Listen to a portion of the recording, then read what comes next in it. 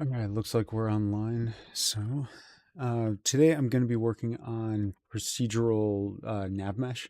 So I've got part of it up and running. If I click into here, I have, oh, it needs to do its update. But right now I have it drawing 4 million points. That's not accurate. It's something over 1 million points that show up inside of here. Um, Makes the frame rate horrible. So I'm going to drop it down. Let's go to 400,000. There we go. 40,000. So with 40,000, the frame rate's better and I can move around the scene more easily. But what we're seeing here in the nav mesh is something that basically follows the structural shape of the building.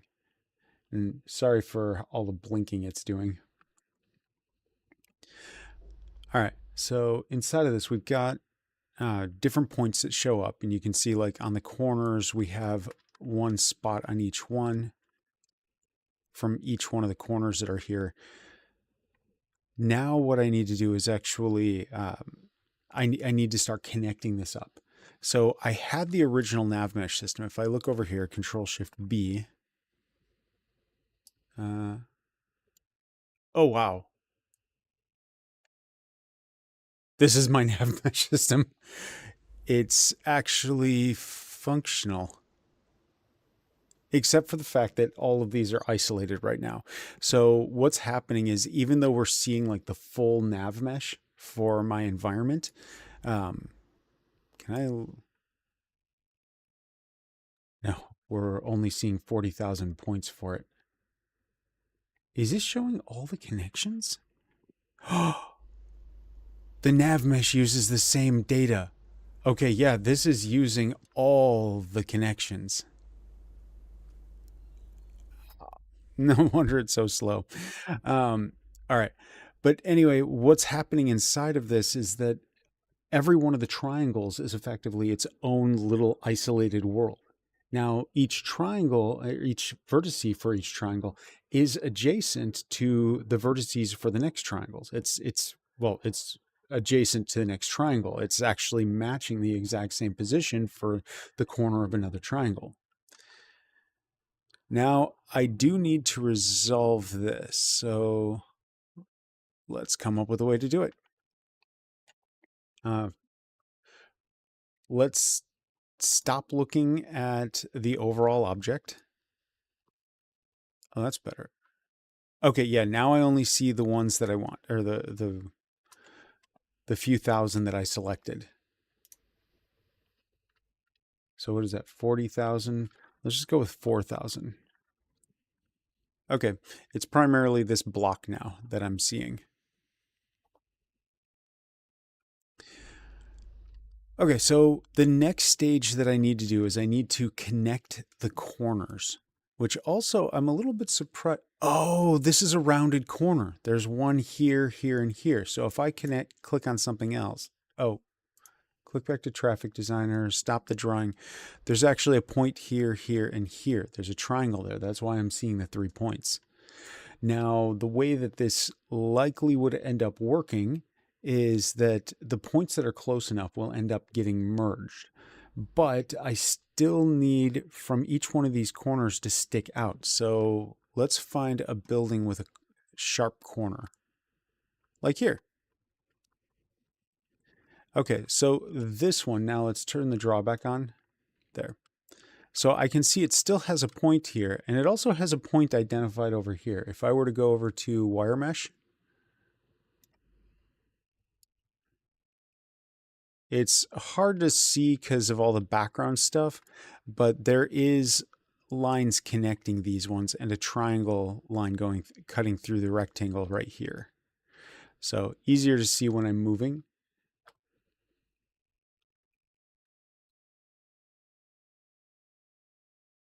All right, that's a little better. Now let's see about improving this.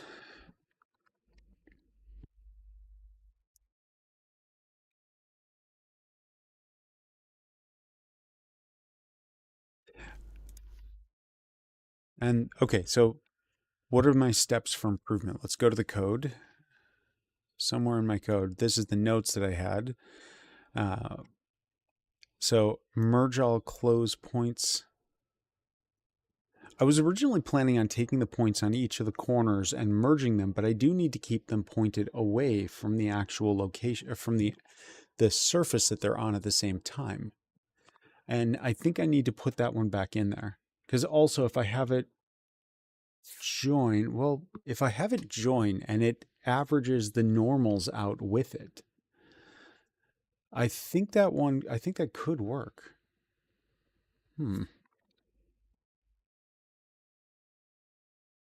I guess I'll try it like that. It might be one of the easiest ways to do this in the first place, and it will heavily reduce the number of draw calls that are inside of there. All right, so inside of here, procedural traffic designer. I was kind of surprised. In the last video, I got together the procedural generation of the initial points and connections. That was done, well, this is the code for it. It was pretty light. Let's go back over it, which is also for my sake.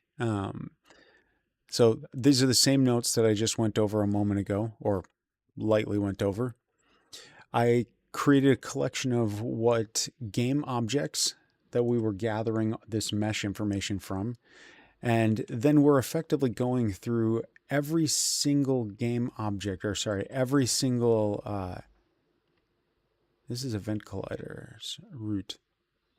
We're going through each filter that each game object that we've added to the main one, which inside of the actual game, you can see that we have zone A through F.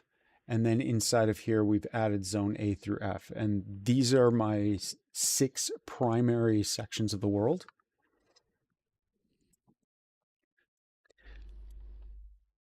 All right, well, let's just do the coding. Var filter in Go. So we grab all the filters, we grab the shared mesh so we don't leak meshes. We take on every one of the triangles in every one of these meshes, get each one of the vertices, we've got them. Then we take the face normal and we add this.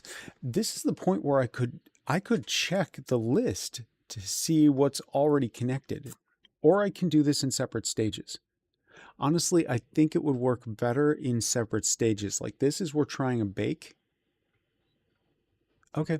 Yeah, let's do the bake in multiple stages. That way I can validate individual steps.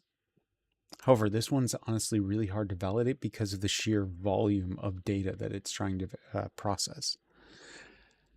I could try it against simpler objects, a couple cubes that are next to each other. Let's just go straight forward with this one. All right, so now on top of this, we need to manipulate this data further. So the first thing we did is we gathered all the points. Now I need to go through those points and merge similar points or matching points.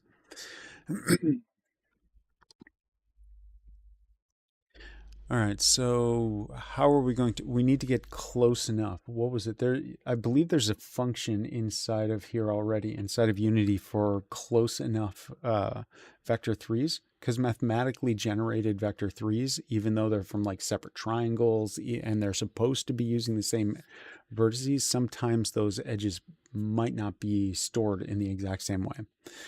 Actually, on these, no. Yeah, they will be separate. I do need them close enough, and it doesn't necessarily even need to be the exact same point originally, but just close enough that it wouldn't make sense for there to be multiple sets of triangles or multiple sets of waypoints.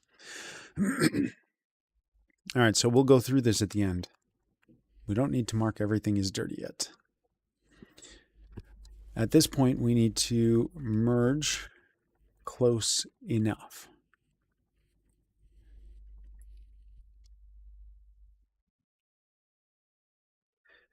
Oh, what would be a good close enough function? Unity C#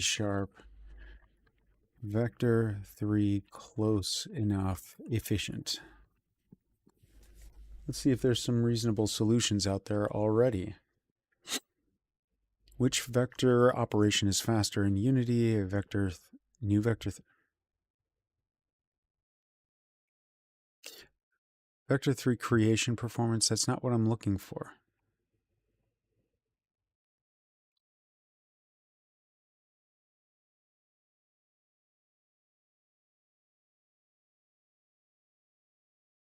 Okay. We're going to square magnitude. That's likely what I would have done. I thought there may have been something else, though. Because I've also seen, like this one, we're doing a square magnitude, which means we're multiplying them, but we're not taking the distance.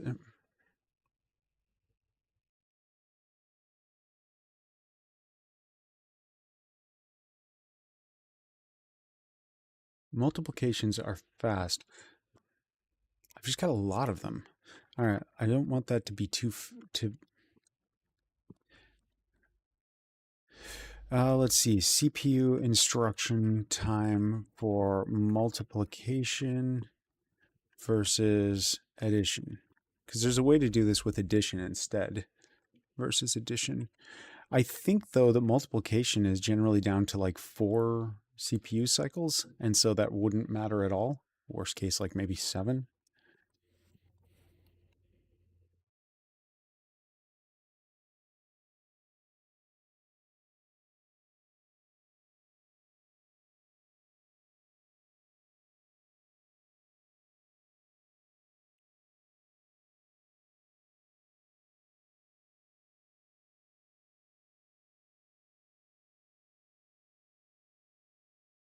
Okay, integer is typically 1 CPU cycle. That makes sense. And multiplication is 3 to 4 cycles. That's what I was expecting. Floating point multiplication, the difference, but we're looking at 3 to 5 cycles and 3 to 4 cycles for addition.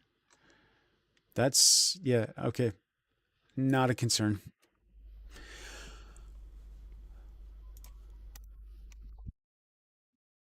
Okay, so now we need a function to determine if it's close enough. So void bool is close enough.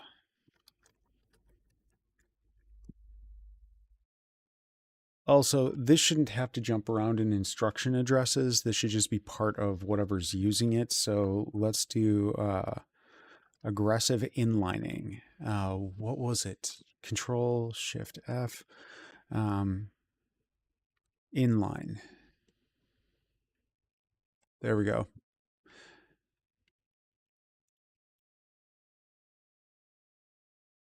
I forgot the command to do this one.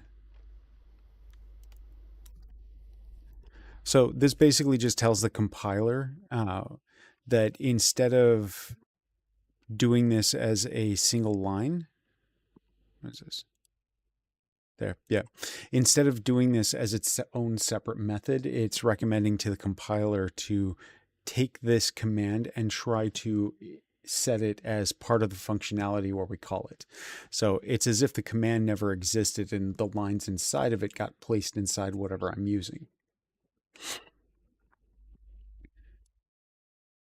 All right, is close enough. Now, inside of this, we need the values for that, or the parameters. So we're going to say vector 3. Also, I saw an odd note when I was doing my initial search. It was saying that why is vector 3 not performant? And that made me wonder, does this mean that there are some extra values inside of here and how it's ordered? Or what the performant difference is? Anyway, vector 3a, comma, vector 3b, comma, float tolerance.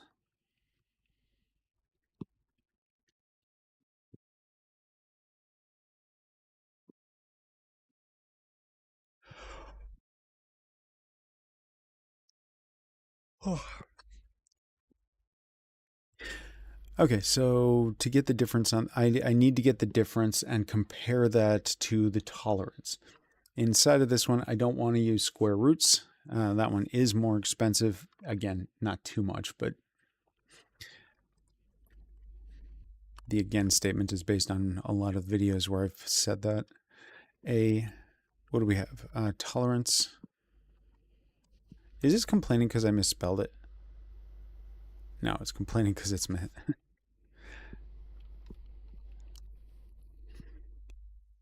tolerance equals tolerance times equals tolerance. That gives us a square of it. Do I actually need... I only need the true statement. It'll probably compile better if I do the comparison in the if statement, or the multiplication in the if statement. That's a question, though. It feels like something that a compiler might pick up, but the more lines of code that separate what's going on in the CPU instructions from what your code does, the less likely a compiler is to figure any of that out. All right, so first thing we need is a difference. So we're going to say, what is this one? Var return a minus b dot square magnitude is less than tolerance. Tolerance times tolerance.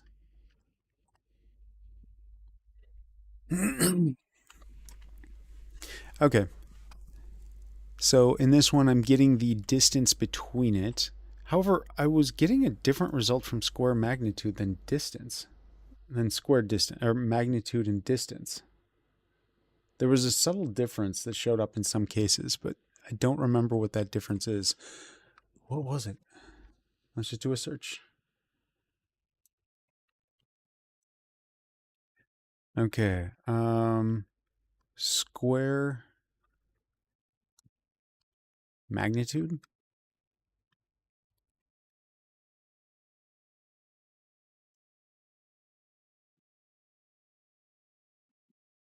versus distance. When comparing square magnitudes, it's important to consider the context in the specific use case. Square magnitude. Oh, no. Not square magnitude, but just magnitude. Are related but distinct. Measures the size or intensity of a quantity while... Yeah, but does it come out with the same math? In Unity.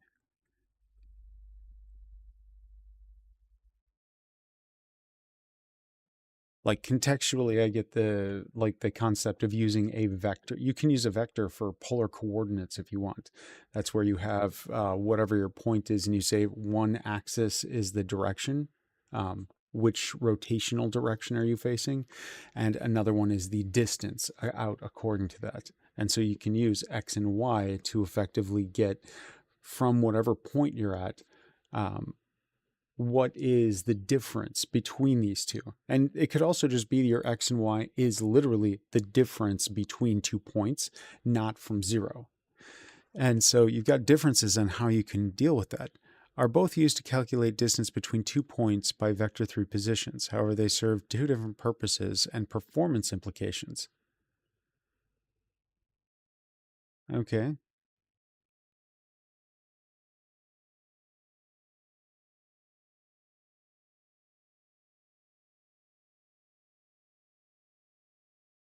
Vector 3 distance is generally faster.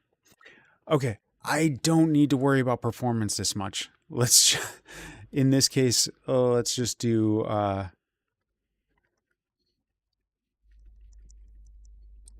vector 3 distance a comma b is less than tolerance.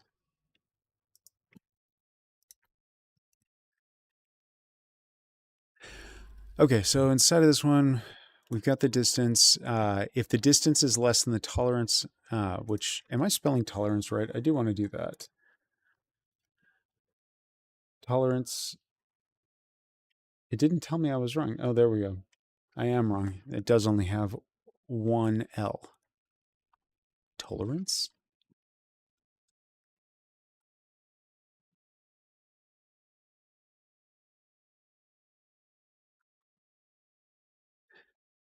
Okay, so now that I've got this, I need to merge close enough. So for this one, this is just checking from every item in the list compared to every other item in the list.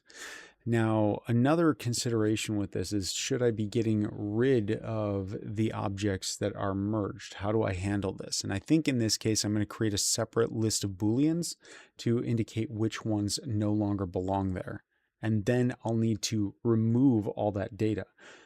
But one of the problems is that when I remove that data, I do need to, I can start copying stuff over. All right, let's do that. I do need a list on my side. Public list bool. I need to mark out that I'm actually using the values inside of this. I could store that in a separate set of information, but a separate field inside of the structure for the other ones. But then I don't know, I don't want to change that system because this is a different system. So we're going to store an extra piece of information inside of this to go along with the traffic design. We do the clear over here. I need the list of Booleans. This is going to be whether or not we use an index inside of this, or if we're going to be erasing it later. So public Boolean and erase. Erase, how do I want to mark this? I want to mark that it's in use. Now let's go back to this one there. I want to mark that this is in use. So we'll call it in use. And equals new. Sure.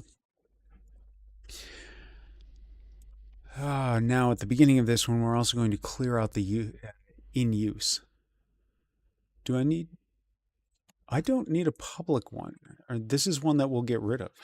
So it's going to be one that'll be inside of here. So I'll say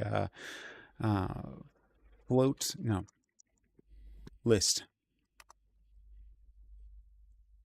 float list bool in use.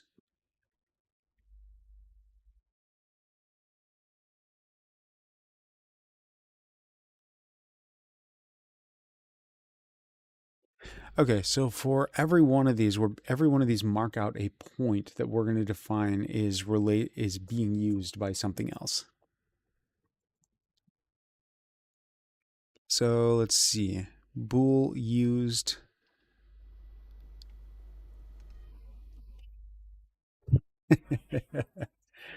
There's some background music going on for a second. So I'll be right back.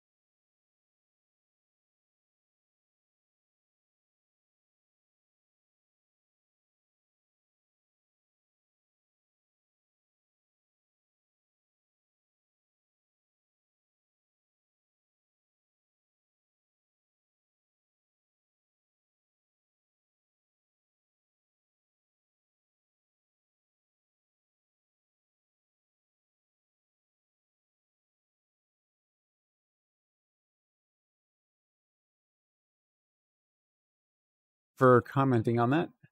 There's audio back. Okay. Wow. I've been talking empty or silently for quite a while.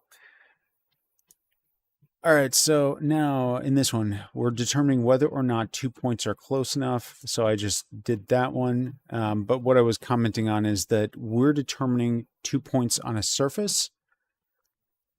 Where is my game? There. And this wire mesh. There's more triangles in there than I thought. Oh, well, that's performance improvement for later. All right, so I'm currently displaying, what is this? 4,000 points.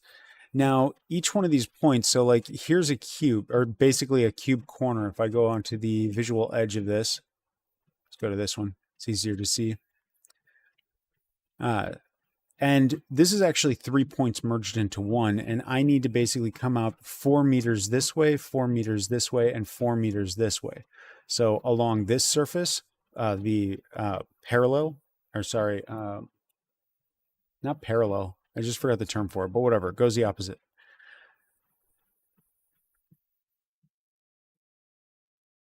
All right. Anyway.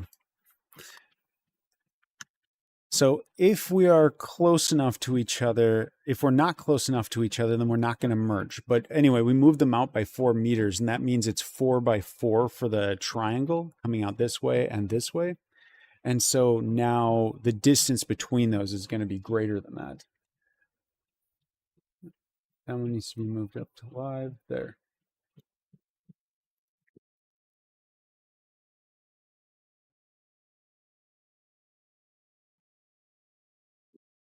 Let's put a little comment there.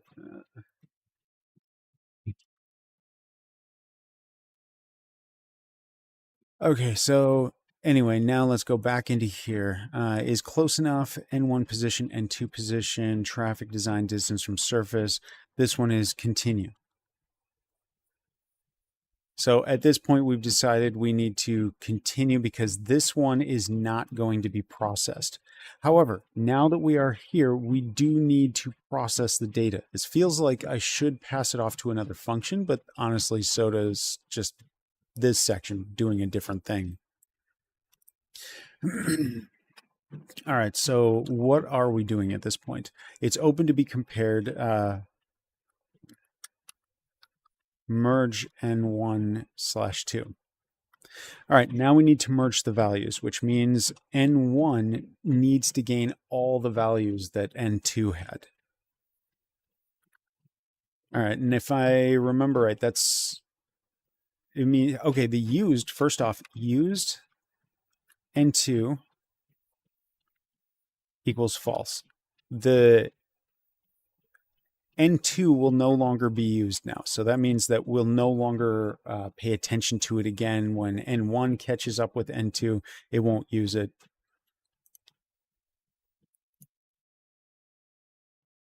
Okay, so the first part is that we are going to mark it to not use anymore. The next part is we need to start copying over the values from it, which this is indexed based, and we already have the index. So now we need to find all items that are connected to this index and carry it over. So let's take care of that. 4, and now we need to go through which ones? The mappings. So these are going, we'll call these ones M values. M1, we'll just call it M because I only need to go through one mapping at a time. I don't need 2 separate indexes to go through it. Okay, so M, and that one's going to be traffic design dot mappings dot count. Okay, this is going to go through all mappings, and now we want to find out any point where the mapping of one type is used, or the mapping of N2. We're still using the indexes. The indexes for N1 and N2 refer to its position within the nodes, and mapping does the exact same thing. So I can just reuse the values I already have. I don't need to pull them out of any other existing mappings.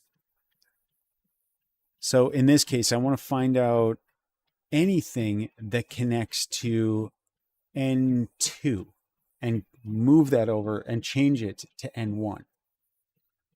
And they should not already be connected because the triangles will show up on the same surface. And so well, they should not already be connected. We'll see. Hopefully we'll see. N2 dot. Oh, this is interesting. In this case, I don't get the original point for the surface. Yeah, whatever. Close enough.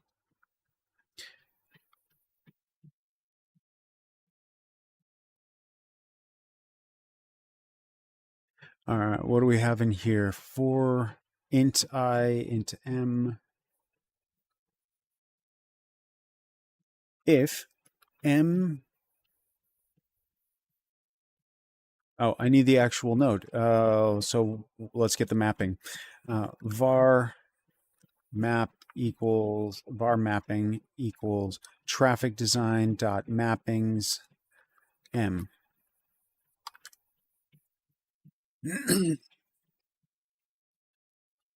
If mapping dot a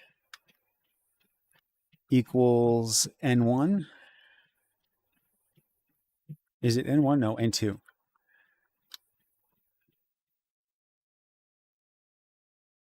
Oh, let's do it in a slightly different way. If mapping does not equal n2 and mapping dot a, I should just do each check individually. They go to their own instructions. I don't need an early exit from this one. I'm not even sure if there's a benefit to it here. So if mapping dot a equals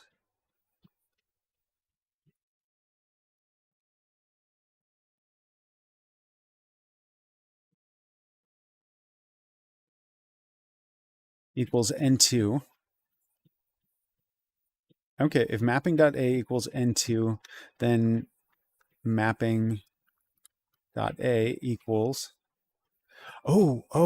I'm calling this by reference. That was one of the areas where I was going to run into issues with this. So when I'm moving the data, I need to be able to pull the information out by reference, and that one does not exist inside of here. I can't pull it out by reference from the original list. Given that, I guess I'll create my own. All right. All right, so I want the data to be a little bit faster than list normally provides. List is more object oriented, and so it doesn't have a byref. Let's double check that. I just want to double check it. Maybe it has a byref feature. C# generic list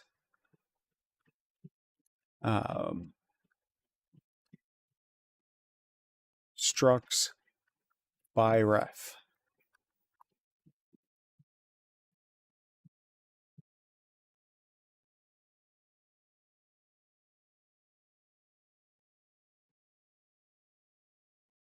Ref struct interfaces. No, that's something else. Okay, maybe the AI will come up with a solution. How to use ref structs? No, read only structs, read.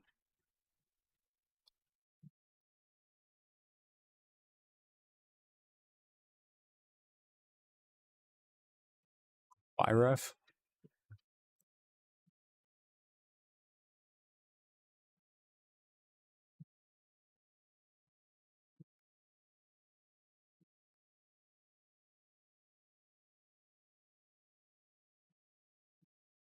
Okay, so C# generic list, we want to pull out an item by reference.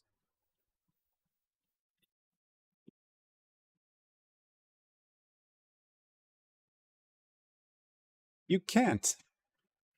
That's it. It returns a copy of a struct always. Even if you use ref, it won't work inside. So in order to do this, I'm going to make my own. All right, so let's go make a faster form of the generic list system. So inside of here, we need script. I need some kind of tool. Do I have a tooling spot? Whatever, I'll just put it in the root. Over here, add. Can I take an existing one? Save game was pretty simple, right? Yeah. Okay, Control CV.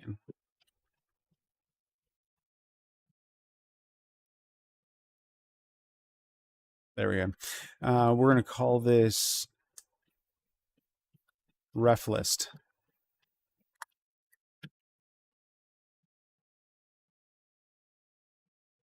No. Okay. Yeah, we'll remove that option from complaining about it in the future. So in this one, it is a class. We are going to go off of IEnumerable.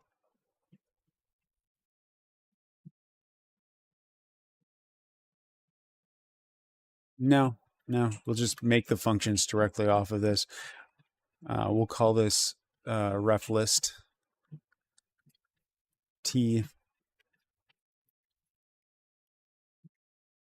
And let's make it required structure. So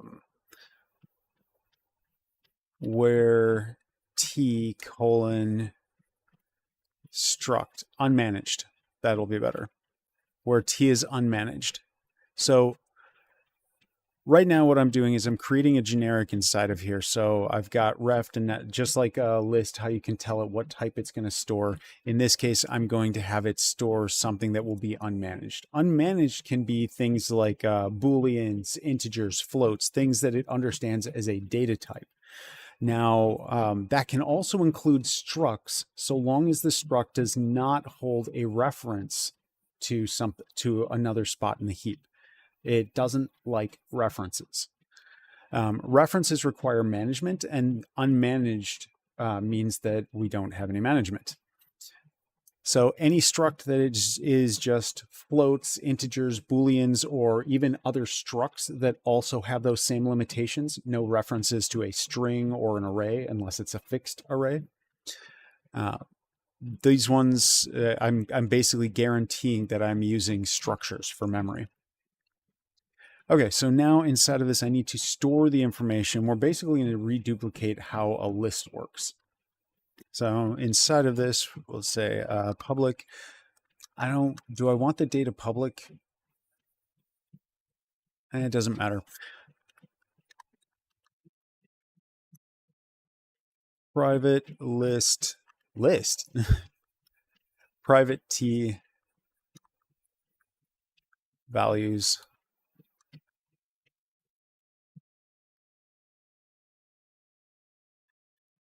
equals, it's got to have at least something to begin with.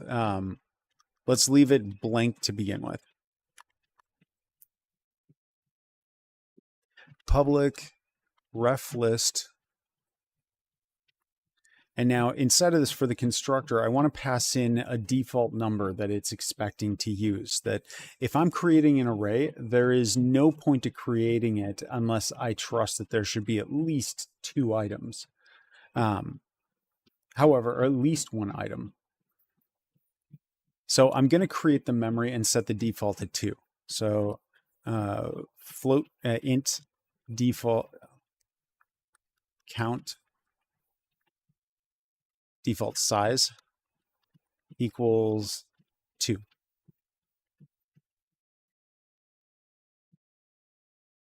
And now we're going to set the values equals new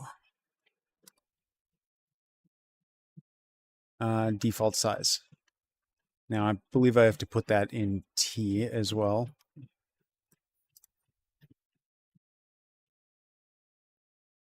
All right, so we generate the T. Now, right now we hold a number of values in there. In order to create an efficient list system, I do believe Unity has their own native list for that. You are correct. Yes. I generally have been avoiding those. Let me go back onto this one. I've used the native array before, or native list, Unity. Wait, let me make sure I have this on here. Control S. I don't need to reinvent the wheel that much. The problem was with their that I've had in the past with Unity's native structures was that I didn't feel like they put enough explanation around the use case of it. Why was it valuable to use this in particular cases? And so, for instance, with a list, how it generates new memory, where it puts that, how you can pull stuff out, what you're planning to use it for. Those types of things all impact the final structure of the data and how you get the best performance out of it. But let's try this. You know what? Native array, I'll just add it to the project. If I don't already have it, I probably do.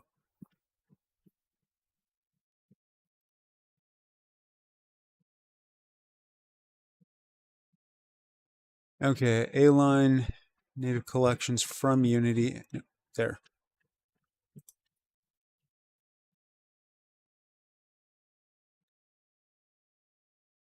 Collections. There we go. And it's already in there. Good. Now I just need to add it to my assembly definition.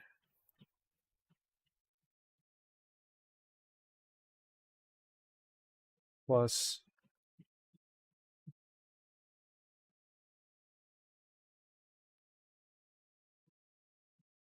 Unity collections.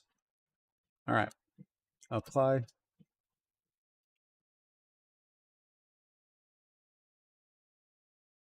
Yeah, I see.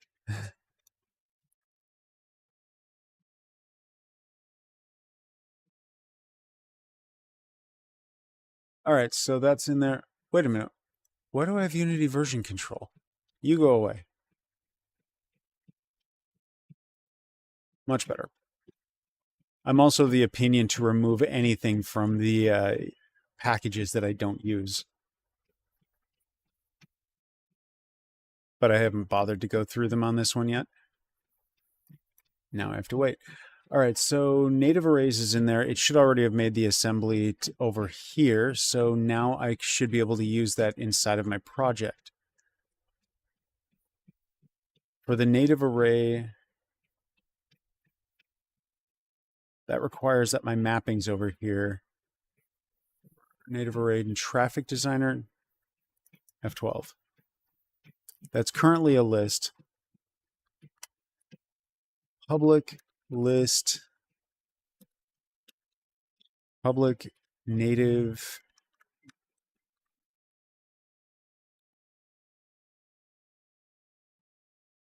What's this one stored under? Unity engine dot native collections references.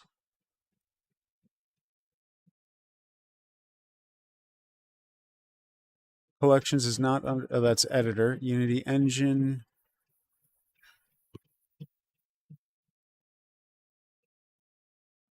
Collections.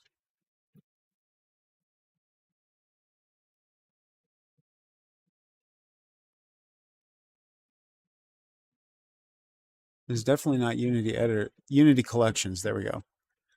Can you tell me information about this one? Thank you. Collections, Unity dot collections. Why do they keep changing the parent namespace? I've seen Unity Engine, Unity Editor, and Unity Engine makes sense to separate.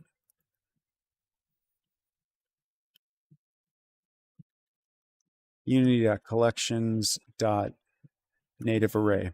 All right, and that type is going to be index map. All right, that's what I'm going to use then. Let's see how close this actually lines up.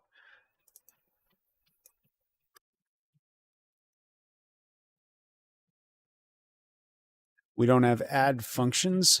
What are the replacements for these ones? Nodes dot.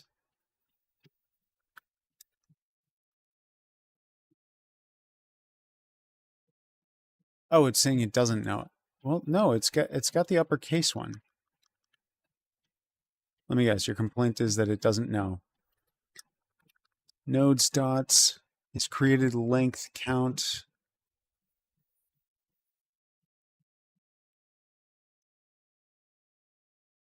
Where's the functions to grow it? Does that not exist here?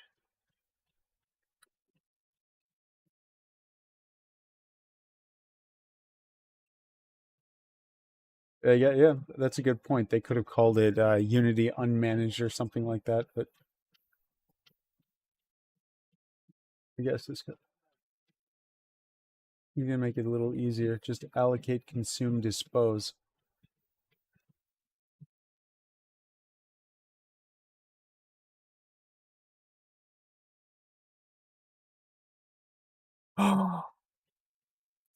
Oh my God, this has a reinterpret function? Okay, that is nice. But where's my add function? Like I could still create my own reinterpret function, but still, that's nice to see.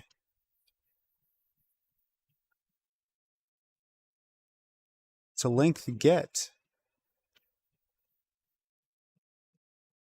How about count?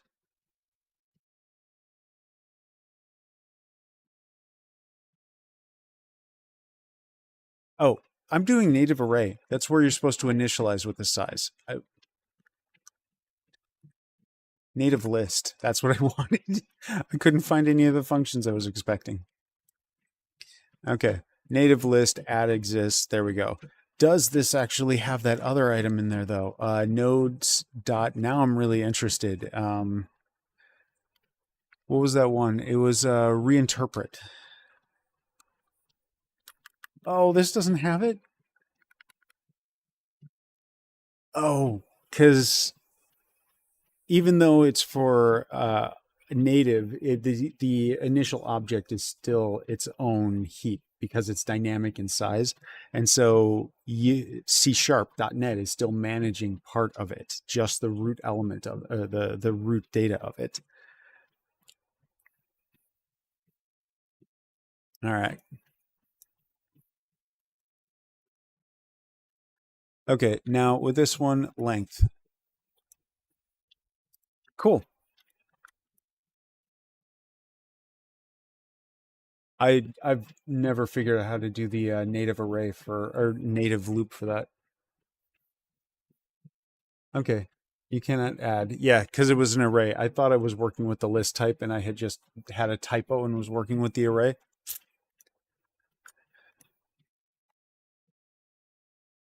Thank you. Okay, so now I don't need the ref list. I can keep that one out of there. I'll just trust what it uses for now. So we're going to use length and length and length. That also means that I can put it in for my use statement. So let's go for unity.collections.native list.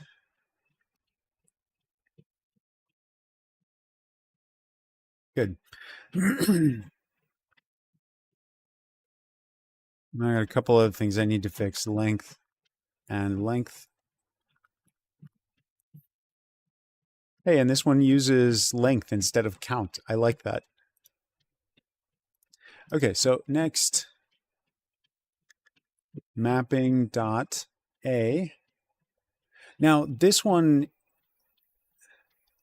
does this have a reference function to escape it out? Well, list as a, okay, so I can see list as array in here. List as array would still reproduce the entire copy as an array, reinterpreted, but not or is it actually giving out the original data? Because the data underneath is an array, but if you're passing it out as an array, it's probably doing the copy, or it's copying the memory over based on what you're actually using for memory instead of being the root memory.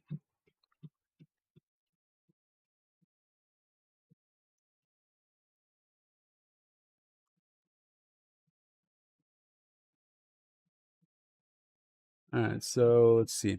Anyway, so back over to this one. I need to get these by reference. So mappings, how do I get something out by reference? Does this return it by reference somehow? No, I want to see the native list. Also, I want to find out if Writer has the ability to just take me to a function, to like list the functions, let me see them, and then take me to it by clicking on it. Or do I have to just scroll for each one of them? Initialize native list. Okay, we get the item. This is not by reference. It is returning by pointer. It's doing aggressive inlining.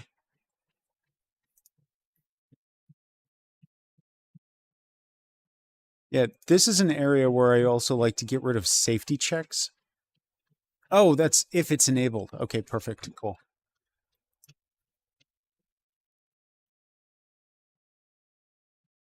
So in this one, it's taking the value we're passing in, but it's... Oh, there we go. Reference. Element at is by reference. This is a task you figure out. Hey. Cool. So element at.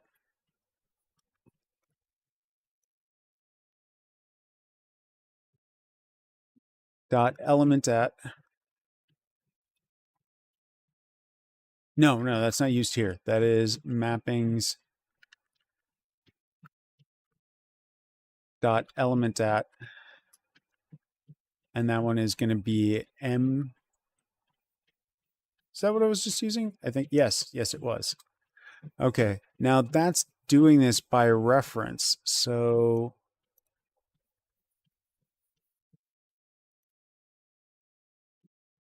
did I need to mark anything on here?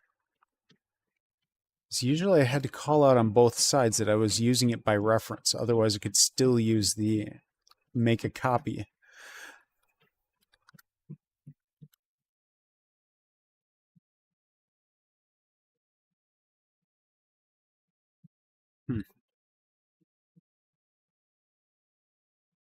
Okay, and it does aggressive inlining, so that's perfect. Mapping. And what does mapping claim it is? Is it claim reference? Claims local variable. This one is returning the reference of the value.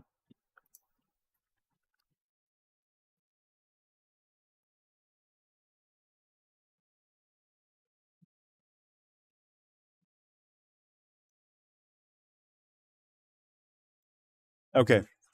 I'm not positive if I'm actually getting a duplicate or a changed value. Ref var mapping. Yeah, okay. I got that one. Thank you. Also, the timing of the video is like maybe 4 or 5 seconds behind, maybe 10 seconds. I'm not positive. But definitely, thank you for your help in this.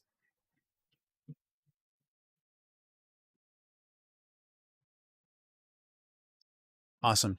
Okay, so I've got the mapping. Now that I'm using this with the other ones, I've got used this one. Let's do the same thing here. Ref var, and this is nodes. I'm grabbing it at the value now. Nodes is a native list. Oh, I've got the bake code I'm going to have to fix too. All right, but we're going to say element at. And one.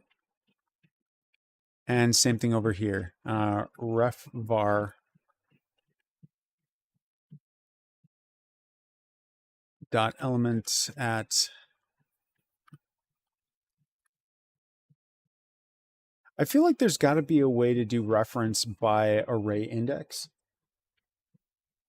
Actually, I suppose there is. You could just keep access to the array open, make it public. Yeah, these ones need the parentheses. I should be in the habit of using these ones more regularly.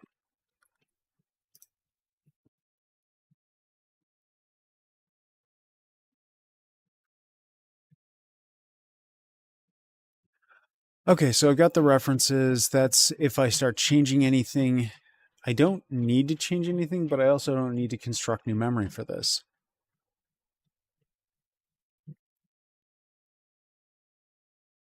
Okay, N1 position, N2 position, continue. It's fine. Used N2 equals false.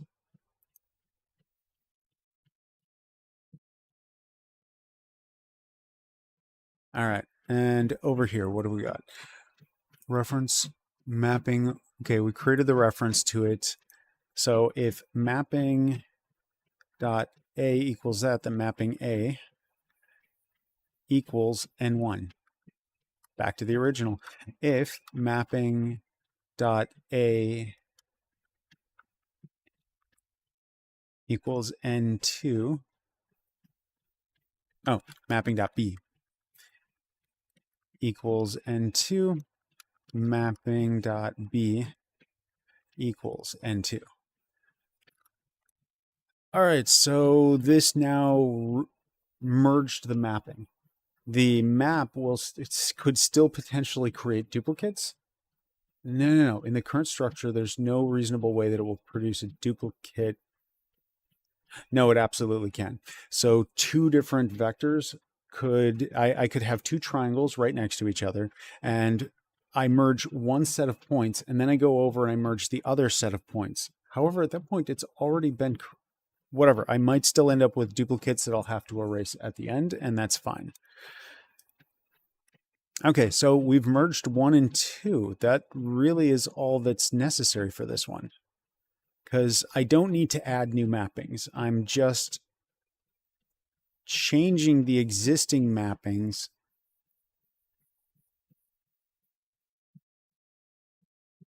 because it goes to a new point. Yes, and there will be duplicates that I'll still have to get. So merges. Then the last part is at the end of this, I need to do an erase.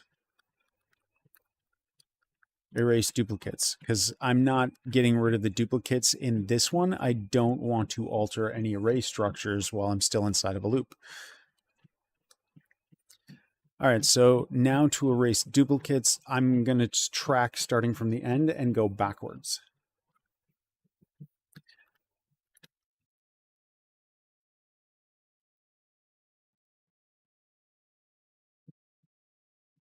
All right, 4. Now with this one, since I'm going backwards, this is going to be with mapping. So I need M1 and M2 since I'm going to be comparing the two lists. 4. I might as well just write that up from scratch. 4. Whoa, why did, no.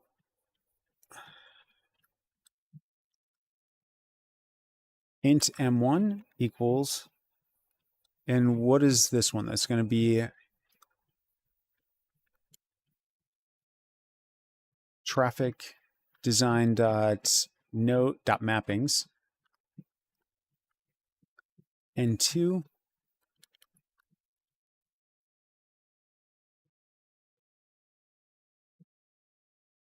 the indexes of the mappings don't matter. Okay, so I can clear this one out completely. All right, so mappings, traffic design dot mappings dot capacity, no, length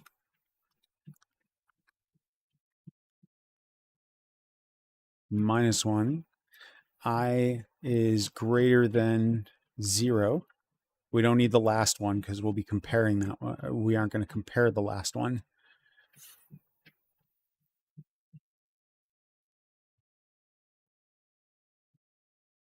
Now, if I'm comparing two, I just need to remove the last one and take whatever the last index is and move it over. Because again, order doesn't matter here. Okay, so I is, no, not I. M1 is greater than list is greater than, this is -1, is greater than 0. M1 minus. Okay, now I need the second comparison. So for int M2 equals M1 -1, because we're going to take the next one dropping lower.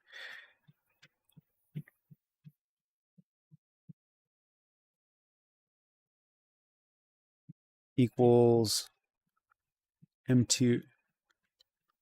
M2 is greater than -1. And then M2 minus. All right, so now I want to erase the duplicates where I will be grabbing ones from the end that match up. Let's find this. Traffic design mappings.length.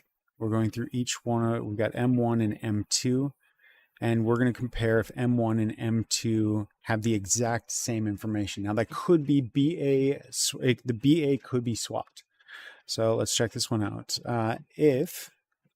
Oh, I need the elements. So let's do ref var traffic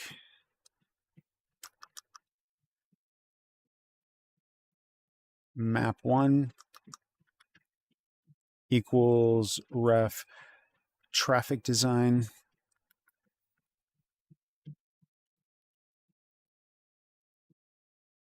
dot mappings dot element at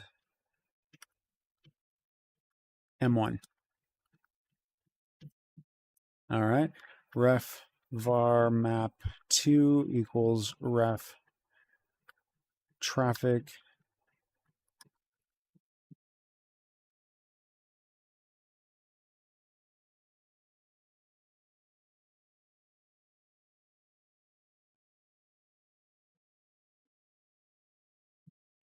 Okay, so we've got both references. Now we're going to say if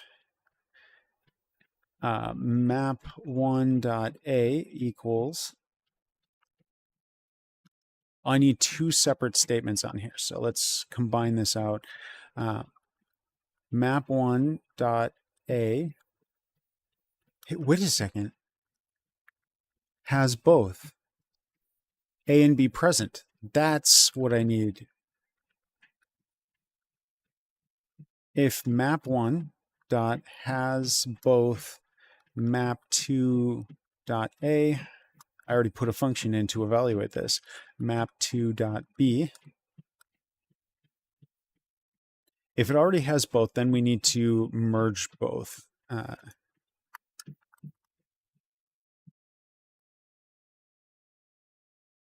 Merge data. Duplicate. Found. Okay, so now I've got two possibilities of how to deal with the data. We just take the item from the end of the array and copy it over and then remove the end, or we are at the end and we just remove the end from the count. All right, so inside of this one, let's say if, which one is this? This is M2. No, M1 is the farther back one. It's the later one. It'll have the higher value. So if M1 is greater than, if M1 is less than traffic design dot mappings dot length. Okay, if it's less than that, minus length minus 1. So if we are not at the end, traffic design mappings dot length minus 1, it means that is the last index. And so if we are less than that, then we need to fill in the data from the last index. So if that's the case, we're going to take M1 and we're going to move it over.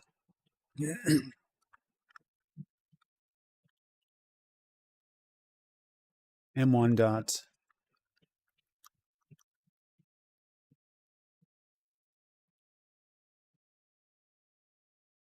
Oh, if this is, if we're not moving M1, we're going to take the item at the end and move it to M1.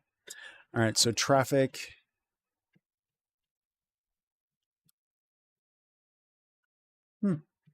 I could literally just say map1 equals map1.a. I don't need to copy memory that way. I can just copy the two values. It's two instructions to copy that over.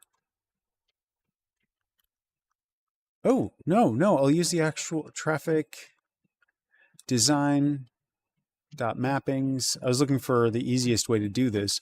Mappings, and in here, I'm going to say M1, and it's got to copy the memory anyway. So M1 equals, and that's going to be traffic design dot mappings, traffic design dot mappings dot length -1. And then in either case, I need to cut off the last one that I've got. So traffic design dot mappings dot remove. Remove at swap back? What is this function? Tell me more about this one.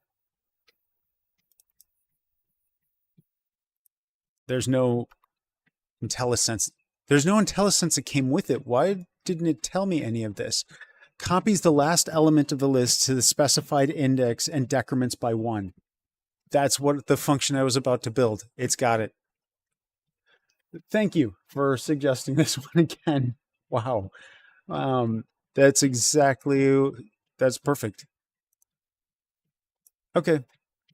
So in this one, I've already moved the last piece, which means I'm not going to do that one. So swap back, take the last one and move it over. So this is very nice. And I want to move it over to M1. And then I can get rid of this.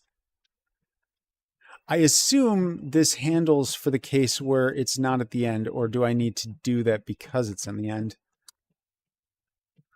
F12.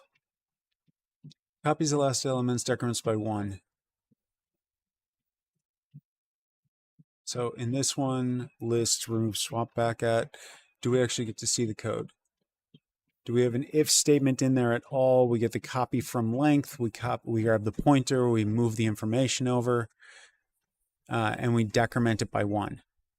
Now, in this case, the only issue that there's no if statement in this, which is kind of what I would do too, but because I need to have the if statement somewhere, but it doesn't need to be in the list. So if I tell it to copy memory from 2 spots with the same pointer, will that trigger an error? And I don't think it will. I think it just basically doesn't touch it.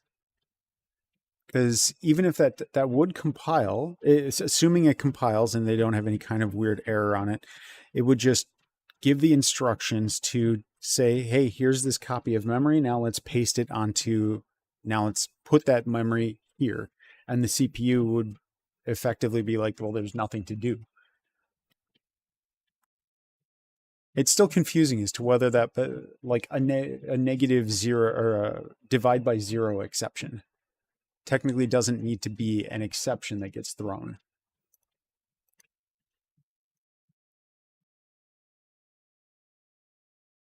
Okay, so back to we're not making an unsafe list. We're, all right, I'll trust that one works. In worst case, I'll get an error on it because the values is the last one in the array. And if that's the case, then I'll correct it at that time. Cool. Awesome. Okay, that's nice. Next, what do we got?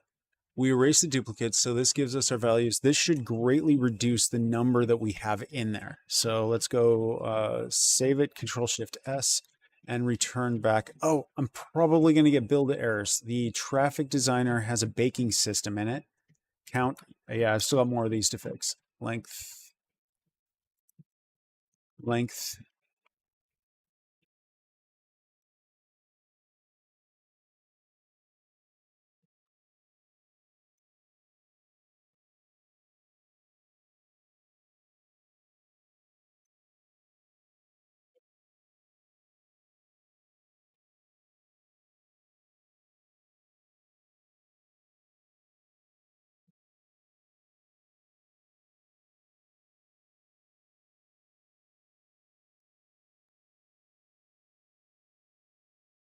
All right, those are there.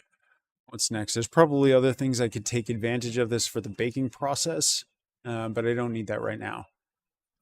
So double checking, this is in the editor, it's in the traffic system. On Inspector GUI, user presses the bake button. So if they press the bake button, we just do the baking right here, not as a separate function. Cool. No complaints in there. I think that's everything. Let's go see if Unity agrees. Unity is unhappy about an unreferenced object, but it does appear. Where is this? I just changed the data of how things are stored. So it no longer has this reference information. Object reference not set to an instance of an object, and that is native list 196. No, traffic designer 175. Because traffic design does not currently have the data inside it. I bet it doesn't show it either. No, this has got to be. It's native collection, but it's still Unity, and I would like to think that they created the ability for a serializer to somehow understand it. Where do you do allocating, and where are you disposing? I am not allocating. I am not disposing. With the list on here, the list will automatically generate it, generate the memory for me, doesn't it? Or am I missing something? Let me go check that.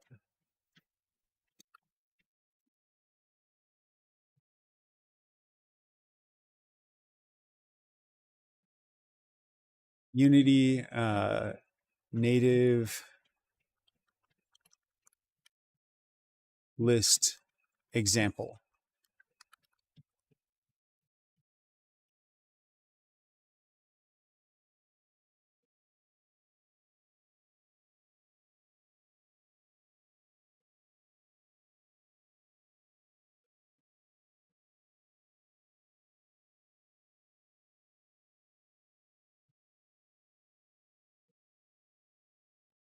Now, is this using the native list? Native list, that one just does add, where it just adds values, and so it treats it like it handles its own memory allocation. But that's in AI. Let's go to documentation. And I am not disposing of the data either. The data is being held onto, and I'm questioning whether or not it can be serialized. If it can't be serialized, I'm not going to be able to put this into the baked data at the end, but I can use it for the designer data in the editor. And especially if it's procedural, I can just have it built and then stored. But technically, this was supposed to be a separate item from the designer tool so that it can fill in data for the designer. Then we can manipulate that data and then we can bake it. Right now, I'm just having it apply it straight to the design tool. All right, native list. Constructors. Constructor constructs a new list using the type. That's with the allocator, native list and 32 allocator. Wait a minute, then where did I construct it?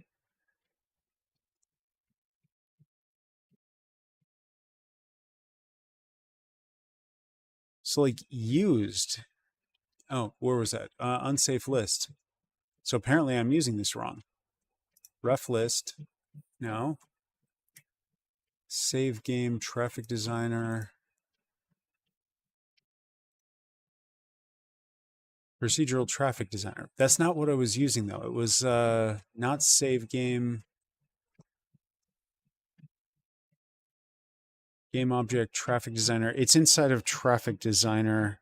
Oh, but here, we tell it to equal new, and it allows me to equal new without setting an allocator.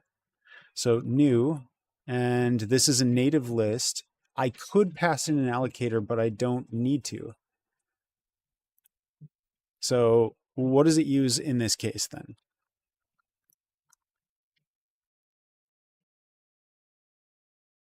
Okay, constructors constructs a new one. Declaration, that's where we're passing in the allocator. Here we don't have it. What version is this? Does this match mine? Hey, where's the version information?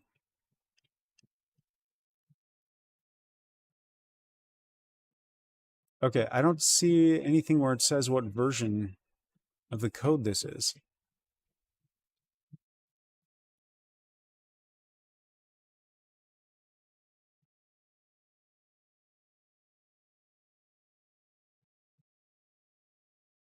Yeah, it still deals with the copying to create it. That's what I was expecting. It's a member of the Unity Collections allocator. Okay. Oh, that's what it's expecting for that. Why doesn't it list the one without a native array? Oh, you need to. Indeed, no way to have a native array list without an allocator. Okay, well, that's new to me. Got it. Okay. No, I had started using this before and then ended up writing my own because I was able to get it to match exactly the way that I wanted it to work. So I'm still using C# standard memory. I'm not using whatever their allocation system was, except for the fact that it still creates an array. So the array is stored as a structure, as a single contiguous block of memory, technically. And then from there, I'm still going off of indexes. So I can keep that large block of memory. However, I guess maybe is this one also doing things where it starts to split them up into 4K chunks? I don't know. That'd be nice, but let's see. Inside of this one, public unity. Okay, so let's find an example of this in action. So we have a native array list int that creates it as an iJob. It executes it. Now, where are we setting it? So we got native array sum allocator temp job. Okay.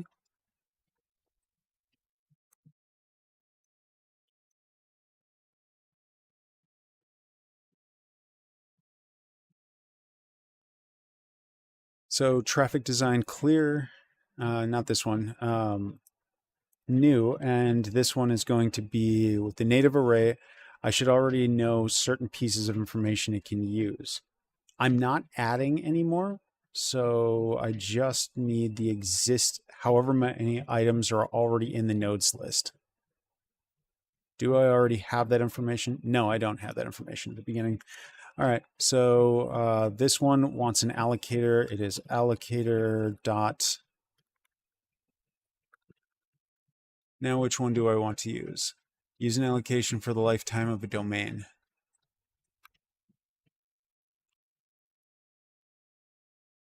Temporary memory. That would sound more like, it's not persistent. I know that. Let me look at the differences between what these do. Because I'm only going to use the used array during the duration of this function. The other one, I want it to be persistent, to store and serialize to the environment. Well, that gives me a good question to ask right away. Does the native array serialize?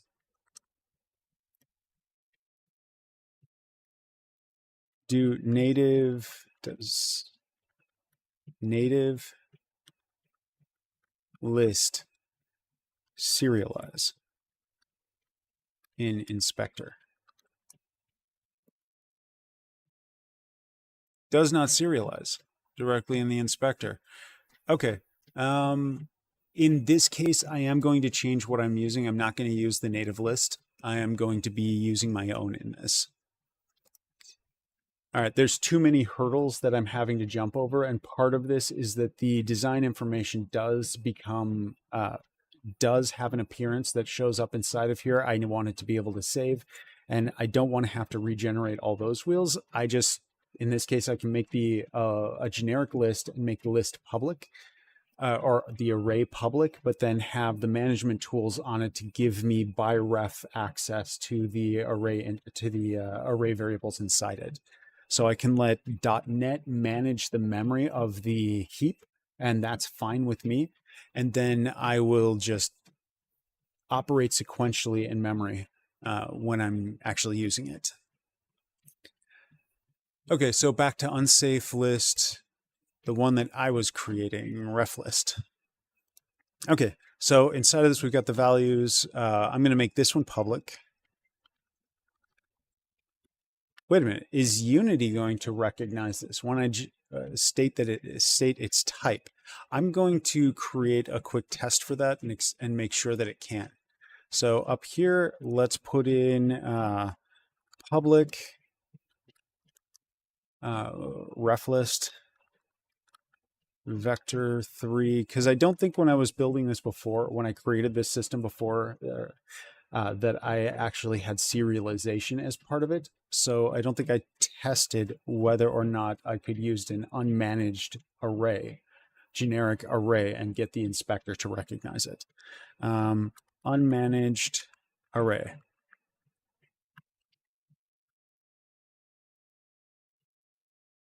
Now inside of it, unmanaged array, and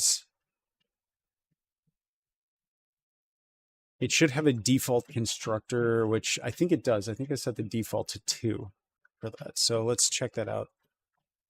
Let's go back into Unity and see if it shows up in Inspector, because that's also a separate concern. Do I need that? I have to get the data to be able to show up. All of this is really just wrapping back around so that I don't have to copy the memory of 2 references or of 2 structs when I'm placing them inside the system. So I can just write and access the memory directly. Okay, so now let's go over to, which one was this in? This was not mechanic. Procedural traffic designer. That's over here. Traffic designer, procedural traffic designer. That one does not show up. Ref list unmanaged array.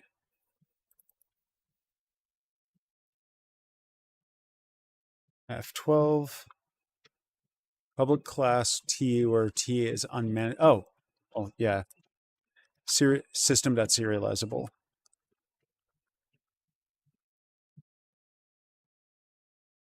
I guess that wouldn't show up in that particular case.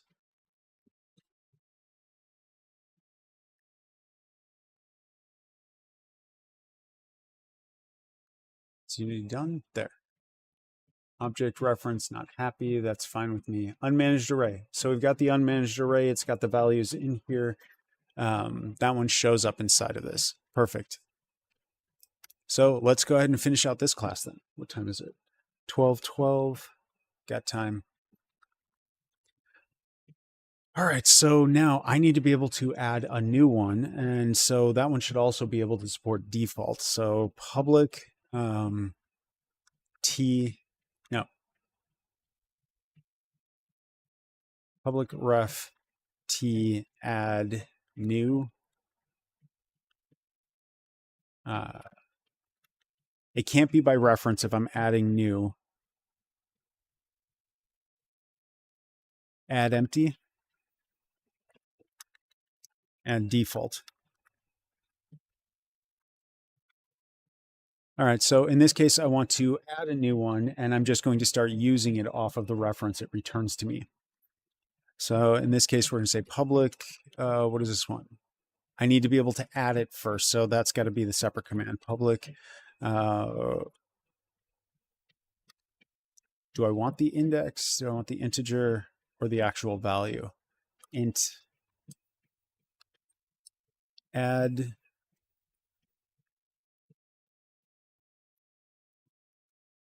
tval. Okay, so now in this case, I need to get the, if I'm adding, I need to make sure that I actually have the capacity. So I need capacity and I need the length that I'm storing. T unmanaged, not going to be serialized. Awesome. Cool. So, all right. So we've got the array public. The order of the array information doesn't really matter here for this one, for whether or not which fields I have first, whether I have the array or this one. Public int, and I need capacity equals 0, and public int. These aren't public, they're private.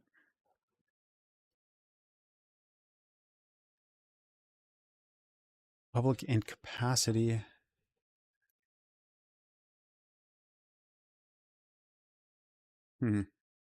I do need the information. I'll just make it public for now, whatever.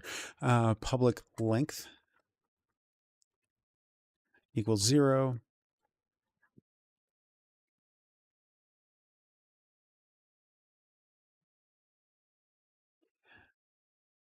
All right. Now, inside of this, we have public int capacity, public int length. When we're setting these values, we also need to set this information.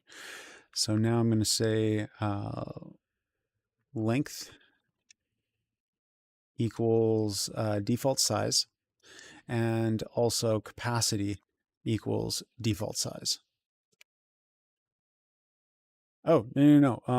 Length equals 0. So the first thing I need to do is check to see whether or not we are exceeding the capacity. So if length equals capacity, then we need to reproduce the array. The best way to do that was going to be through a copy function, and this is usually with marshalling, but I can't remember the exact structure of it for now. So I'm just going to use array copy. Like you can copy things where it's copying over value by value, like an array copy does, but then there's also block copies. And I don't remember the setup for getting a block copy to go off the top of my head, so I'm just going to use this one for now. Block copies will just use memory. So even though it's vector 3s that are 12 bytes, I could use it'll grab 64 bytes of it at a time and copy it over in memory. Or I assume larger?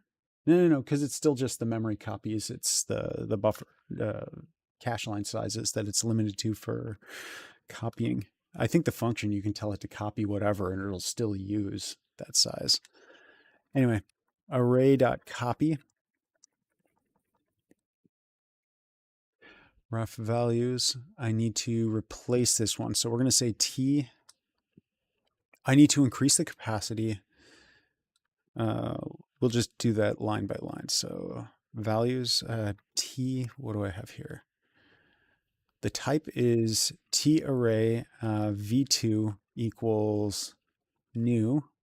And inside of this one, we need the number, which is going to be capacity times 2.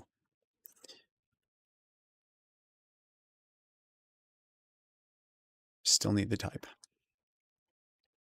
Now, there is a possibility someone could call this and pass in a list size of 0, but this is one of the areas where I don't like to put in additional safety checks. If you're using it wrong and you're using something low level in the code, then you shouldn't be using it. You need to understand how the low level stuff works. Otherwise, you'll be using it without necessarily getting any benefit from it. Some native stuff is designed to work really well for a small list of things like 5 to 10. Some items would be absolutely useless and be weaker for performance if you had less than 3 items in there. If you only had 1 or 2, then it would make the performance slower. And if you had other ones where you go over like 100 or 200 or some odd size of memory, and it makes it worse. So in those cases, I always prefer understanding how the collection system works, which usually means I want to just write my own, write it, author it to the specific problem. All right, so add default length capacity. Now in this case, I'm not taking advantage of their memory system, and I know that it's possible to tie in C# and C++ memory together so that they actually use some of the same memory pool. But and that's probably what native array is doing by using their allocator system or requiring the allocation system to be passed into it. But that I'll have to I want to look into it to see if I can take advantage of that in my own stuff. But until I learn how it's done, I'm not going to be touching it yet. Or if I do, well, whatever. I need to finish this. So we've got this one. We just duplicated the capacity of it. Now we need to do a memory copy. So we're going to say array dot, and I've lost this one. Oh,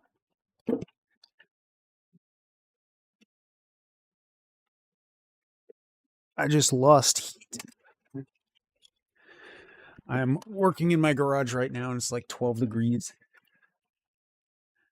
What is that? That plug's a little bent.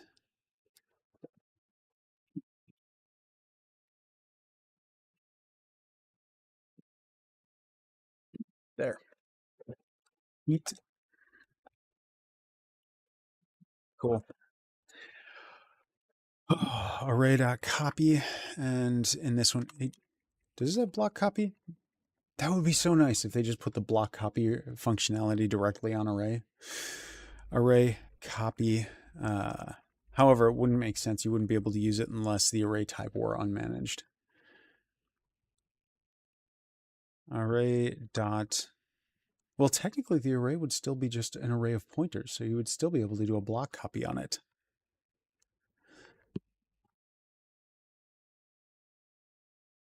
No, pointers, the pointers in managed memory, .NET needs to know about it. So it's not just a block copy of data. That's the actual pointers, and it needs to know how and when to update them and where to update them in memory. Okay, so anyway, array.copy. And inside of here, I need not null. V2. No, the source is going to be values, comma V2. And then the length is going to be capacity.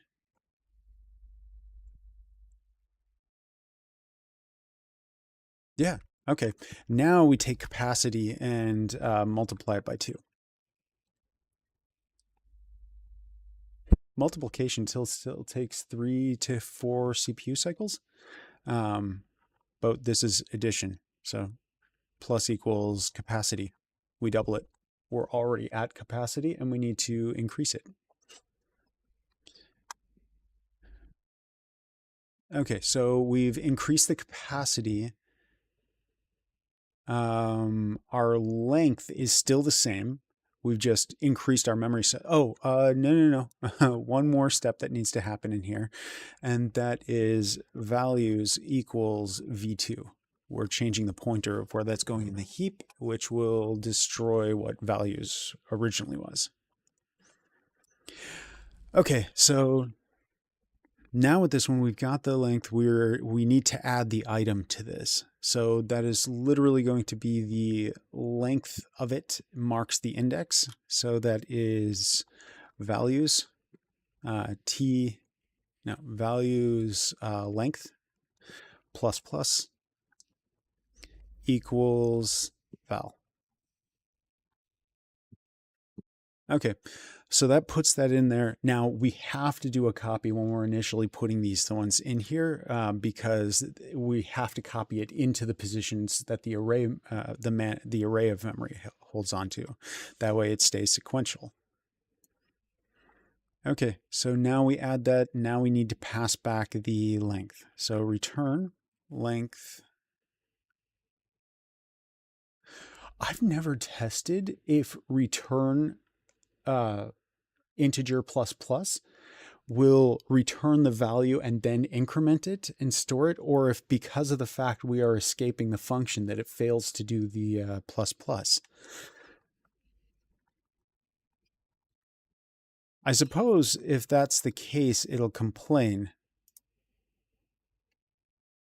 Cannot resolve symbol, lowercase, uppercase. Okay. I guess we'll find out. This might be a cause for it breaking, where the length never goes up. Okay, so add default, and then that means that in this case, we just want to add, we're creating a default and expecting it to pass that back to us. Now, in this case, we're having to copy the memory over. Ooh. No. This one's going to be a little different. Okay, so a default for any values is already 0. So if we construct a new instance of something, it's technically already 0. So when we tell an array to create the space for enough structures of this size, it's already allocated a space of zeros. So now if I consume one of those blocks of memory, oh, no. If I do this and I'm doing other things to potentially clean off memory, like I instead of erasing the memory at the end, I just clear. Whatever, I'm going to do it this way for now. And when I clear it, I can put additional functions to check if I'm removing something to actually erase the zeros at the end. Because I'm not always going to be removing things from an array. But I will always be adding things. No, not true in either case. Whatever. Let's see. Length, capacity. Anyway, so we've got this one, and now we are going to return ref values. Which one is this? Length. Plus plus. Okay. So now we've got add default, which will just increase the length on its own. And because of the fact it increases the memory as it needs to, then we create more memory when we need to, and then we just use an empty space that's in the array, returning it. So all values like floats will be 0 to begin with, bytes 0, integers 0, etc. Booleans false. The same values you expect when you just create something and don't set what the value is supposed to be. All right, let's see this one. Inside of here, we've got ref list, so we can add stuff into this now. Now we need to be able to get items back out. Public ref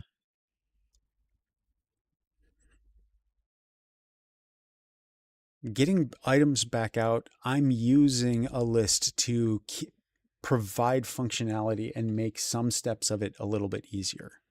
And I also want to be able to replace that array when I'm working with it. So the controls of this are in here.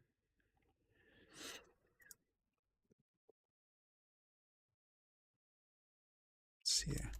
So ref t, public ref t.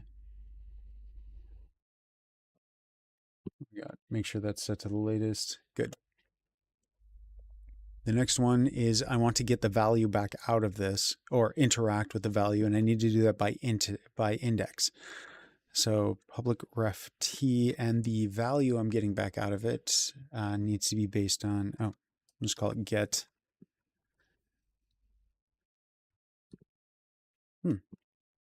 Value. And can I do this by this one? I remember there was a way to do that before. No, it was default. That's default. Well, this is default. Can I do a ref default? Default ref t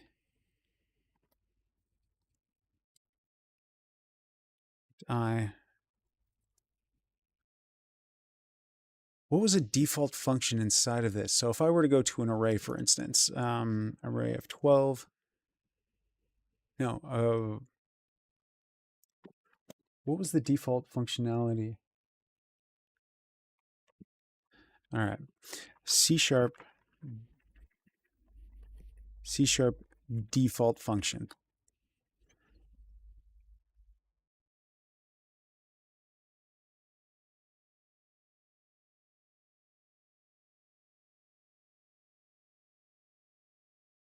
Okay, so on this one, whatever, no, C# default class function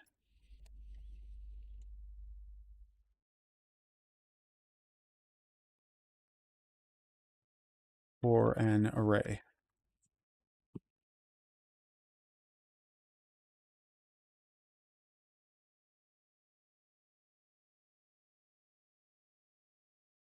Finding the right words to describe this is difficult, but it's like when you have an array, you have an object, and so you've got an array inside it, and you could access that memory, but you can also produce a function that reacts to, you just say the class, the instance name, and then put the parameters, put the square brackets in.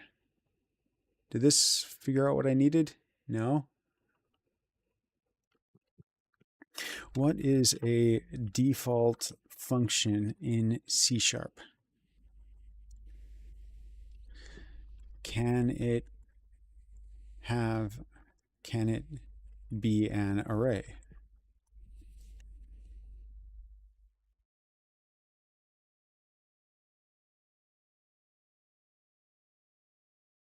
It's where you treat the class also as the default type of one of the types that are in there. Print message. How do I see the rest? A tiny little scroll bar up there. Oh, there we go. And then how do I expand this? I don't. Show numbers. No. Not what I'm looking for. Not what I'm looking for. Okay, I can't find the right names for it, so I can't describe it right now, but there was a way to do a default function inside of this, and I can't recall it. Oh, wait a second. What if I do that? Pass that in. This is one of the points where I think AI use is more reasonable. So let me go over to here, and then this one.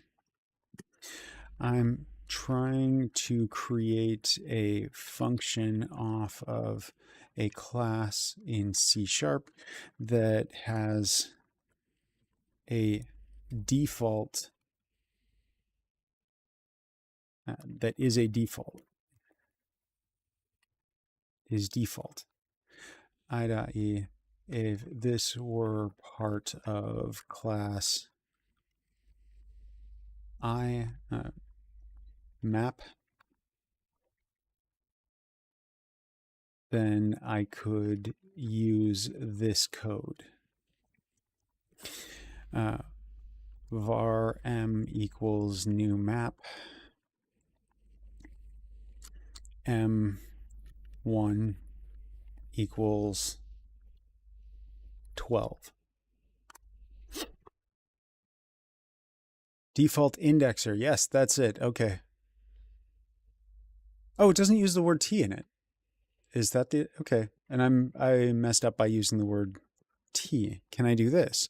Public ref T, and then how was that written out?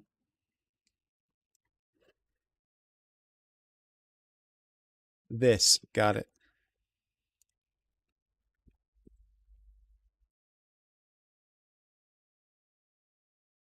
One more check on that. Public T this, public T this, int I, and is this going to complain because it can't pass by reference? Needs a getter.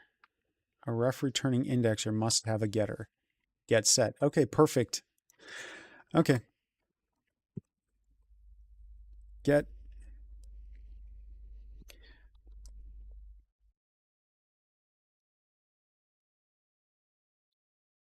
ref, and which one was this? This was values. I. Of course, I'm already exposing values and intending to expose that, so whatever. Set, I'm already here.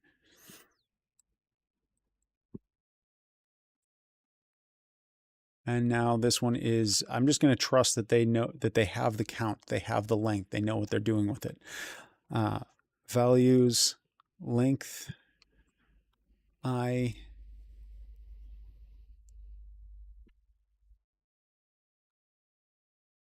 return ref.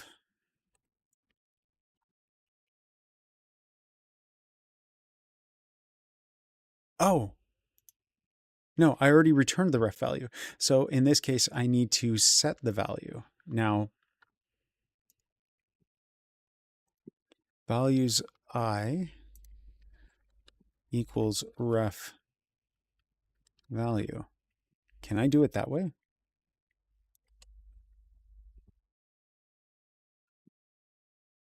This is an interesting question. Can I set this through a value being passed in through here? No. Well, in this case, I'm just going to copy the value. That's its whole purpose here. So set, what is set complaining about?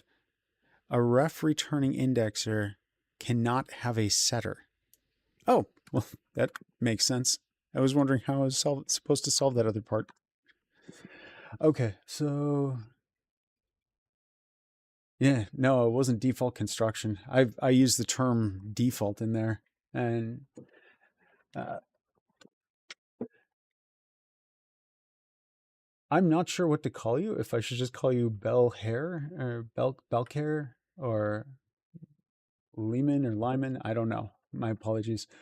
I will call you 8544 at the moment. But thank you 8544 for all your help. Okay, so anyway, now we have the list. We have a public getter in this one. I do want the serializable value default values inside of here so that Unity can get it, because I don't think it'll be able to operate off of a default this for its serializer. I suppose it could be private and serialized. Let's do that. Private T and serializable. Serialized field.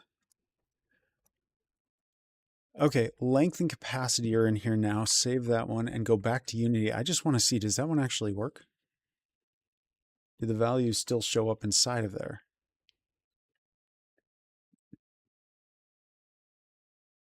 Okay, where do I have it? I have it here, values, length, capacity. It's still here. Something kind of interesting is that it was able to support it. It did the initialization, but it also did an initialization with a value of 0, even though the constructor on it, if it's called with the default constructor, has a value of 2 for the empty one. That's an interesting thing so it basically means that it produced like its serialized structure of the data first. So it's like it serialized it as an empty object and then produced it without calling the constructor. I'm unaware of any way to do that, but that's whatever. That's a separate concern, but I want to look into that later because there might be something interesting to use out of it. Okay, so now that I can get access to the variable, I can add it. I now need to be able to remove an item. And I really liked the functionality that they had in their stuff. Which one was it? Native list. This one, remove at swap back. Okay.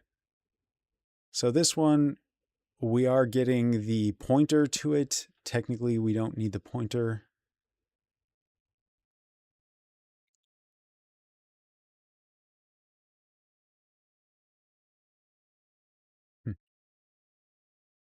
I have a feeling this is going to destroy a PC.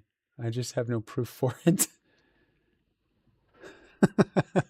So default functions have been there for a while, and I've been using, I used a list very similar to this in my SDK work for Metagravity, where I produced, in order to get the performance and speed we were looking for, I had to produce my own unmanaged system for it.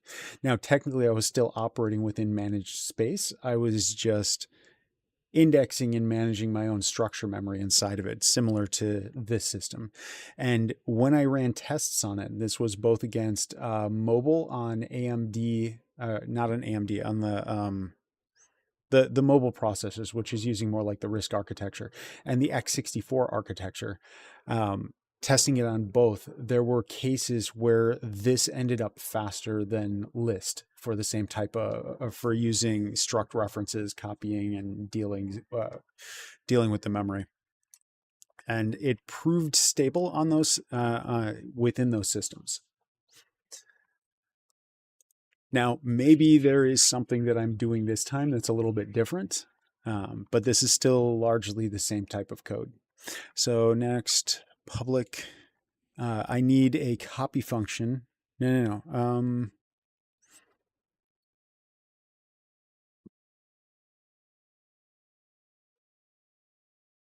No, I need to remove I need to be able to remove an item.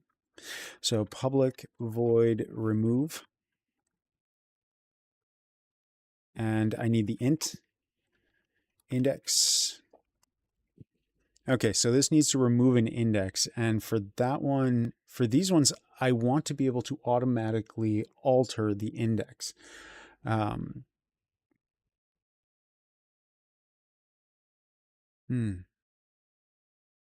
There were two ways to do this. One where I retain the list, and in this one, I don't want to retain the. I'm fine with moving things around, but I do have to get that information of what changed. So in this case, when I remove something, remove and swap back. Let's remove at swap back. That's effectively the function that I'm using.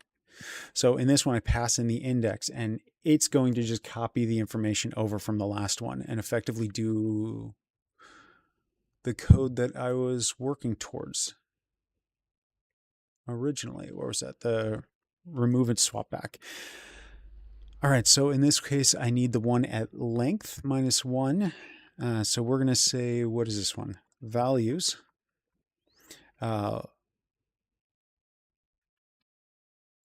Index equals value index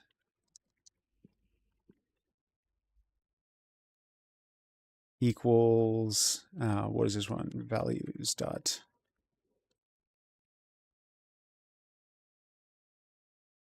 This one, yeah, okay, length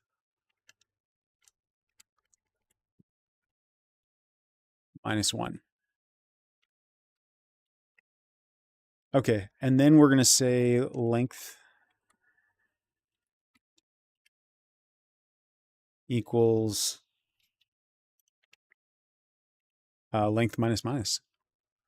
Okay, now in this case, what we've done is we've taken the memory. We've just said that that one isn't in use anymore, but we haven't actually wiped out the memory from that spot, which means that if I add default and it happens to go over the space that I just cleared, that I get the values back from the original one. In some cases, depending on how you're using the function, that also means that you don't care. When you first construct it, you're setting what those values are anyway. So I'm going to put this as a separate function for now. Public void clear.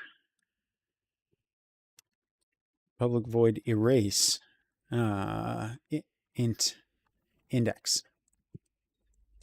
Now, with this one, it just needs to be within the capacity and not the whole thing. So let's put in an explanation here. Any value within the capacity will equal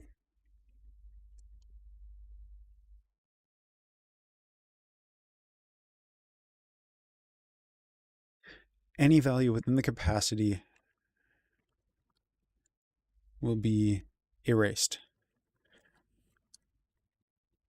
Now, this one also requires the fact that we have t and we need the size of t. So var, we need int size of int s equals size of t. Why can't I use the size of?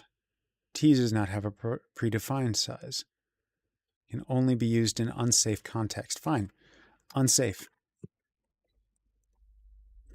All right. I'm kind of surprised I got this far without using unsafe. I'm usually using pointers already.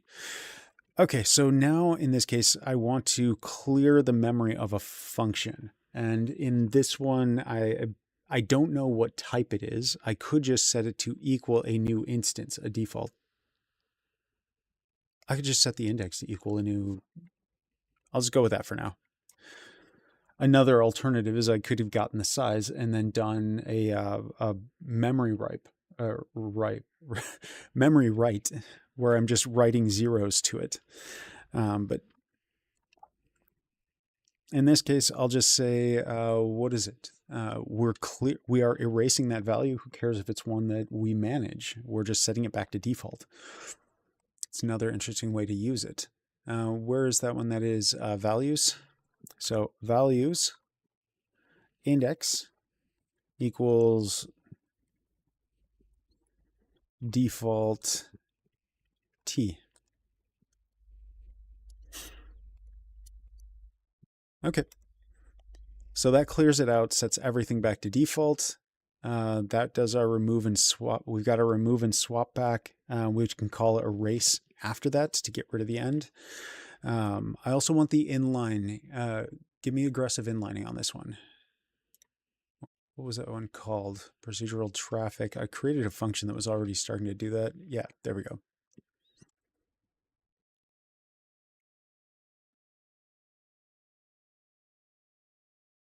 Ref list.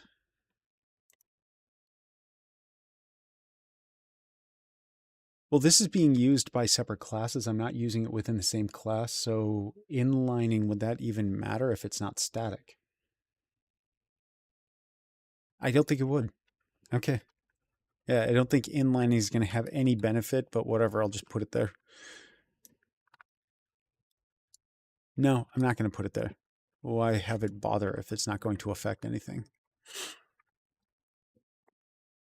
Because this one, if it were a static function, then sure, that would make more sense. I could do aggressive inlining quite easily. Or if it were being called by other functions inside of here, aggressive inlining would make sense. But this is being called inside of another class. And this needs access to the memory inside of this class. So that's, yeah, that aggressive inlining makes no sense. Okay, so we've got the erase, we've got remove at, we can grab and alter any value that's inside of this list. I think that's all the stuff that I needed for it. So let's go back over to here, Procedural Traffic Designer, and now I'm going to start using my array inside of this. So for used, this is now going to be a ref list. And let's find out how well this one works. Allocator temp. There is no allocator. And we'll just go with this one is new. It will default to 0. Right? Default size 2. Yes, same thing. The other one, we need to serialize some of the data. So let's see how well that one works. We're going to serialize the data, which we're going to need new data for. And I'm wiping out all my old data, which, oh well. So inside of here, the traffic designer data, this is no longer going to be using Unity collections. We're going to use ref list and ref list.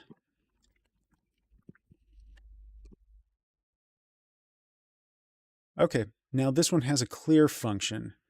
Clear function is pretty straightforward. We want to wipe out the data that was already there, but in this case, we do want to make sure it does it in a clean way. So we do have to wipe out the data of each one of the potential indexes within capacity. Oh, I'll make 2 clear functions. Let's do that. So ref list, public void. I don't need the unsafe on here anymore. I might get away without any unsafe. Public void erase. No. Public void clear. And anything special about it. Public void clear. Clear and wipe.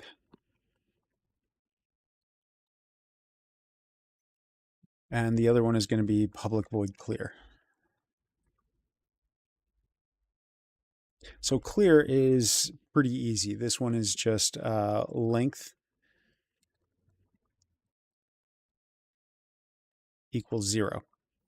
So the data is still technically there, but we can just replace any of the values that we want. Clear.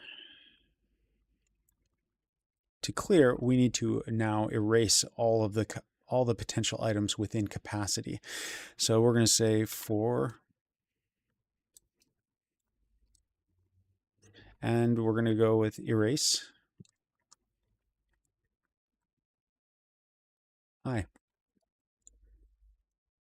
And then after we clear and wipe, we are going to say, oh, let's just change this to erase all. This does not reset the count.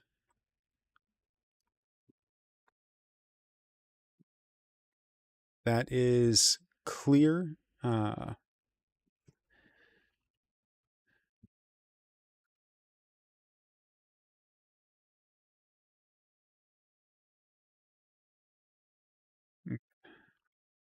Clear length. I need a better name for this one, but that's whatever. I'll leave it as is. I think that's about the extent of what I'm going to do with ref list for right now, unless I find something that I'm missing in its use cases. Let's go over to procedural designer. No, traffic designer. Okay, we have remove at. So in this one, what am I doing with remove at? It has both. I was using just an ordinary list, which allowed me to just literally remove items.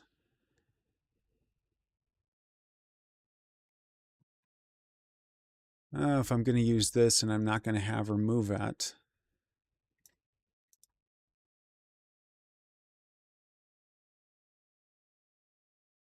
did remove at actually care about anything? And also, if I reset the I back, then I'm going to reset my cache, my cache pointer, the prefetching index. And so I come back into here, and the next time I go back, it had a 0 change in it. So that means it is now no longer following a pattern of moving forward 12 bytes every time, or 64 bytes, or whatever the struct size is.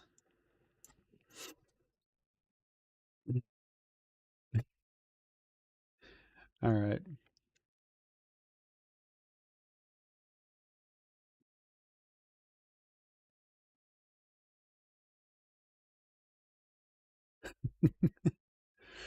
I'll say this. I know enough to be dangerous with the code. So we'll find out. Maybe there will be some case on some machine where this stuff messes it up. But so far, everything is still operating at a not an unsafe level here. It's all operating at a safe level, so it's all still technically managed. All right, remove at. So in this case, what is the function we're doing? Node remove. Remove the currently selected node. So in this case, we've got a node and we are removing all the elements to it. Now, when we remove something, this requires updating the indexes as well. So in this case, what is the if statement? If the traffic nodes, in either case, we are removing this one. This one we have to deal with correcting what the nodes are. So we've removed something, and now we need to remove stuff at all the other ones as well. So we take the mappings, we remove at I if either value is n.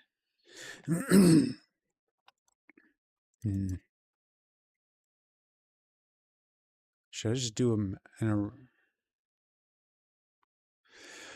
I guess I'll create a remove at feature so that my existing code can still operate.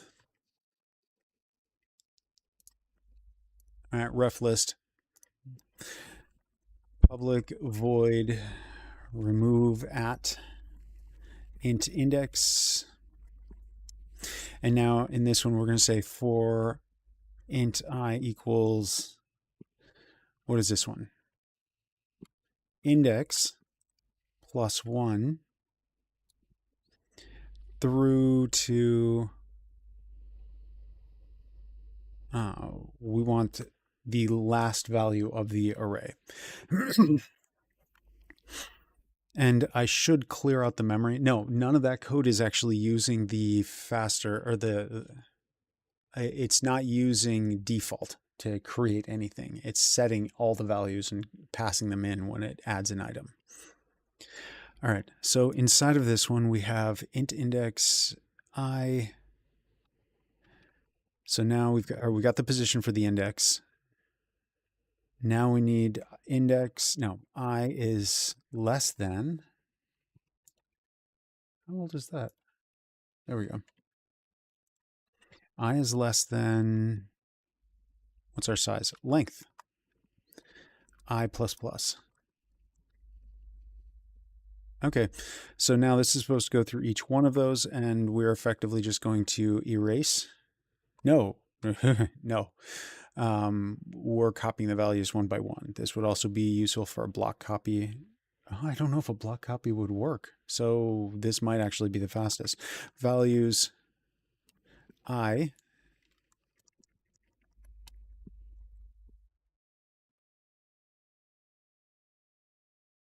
minus 1 equals values. And so if I were to take away the lowest one, then that would, if I took away 0, that would take away, it would pass in the value 0, and the I would start at 1. So, because we're going to move it into 0 of anything that's past this. Yeah, that's correct. Okay, values I.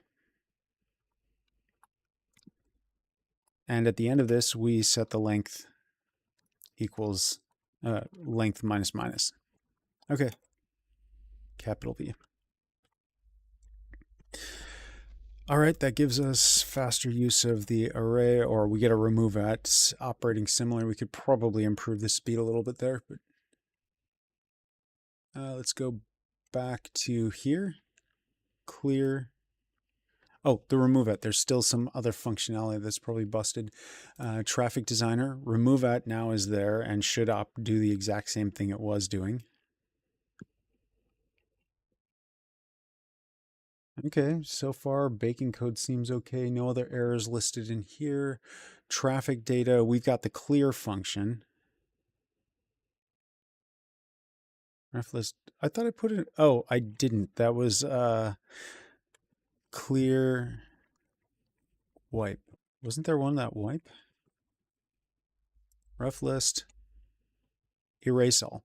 Okay, I gave it a different name. Erase all.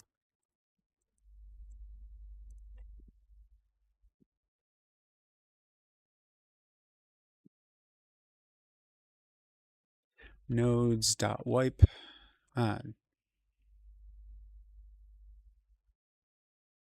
Clear length. Nodes.clear length.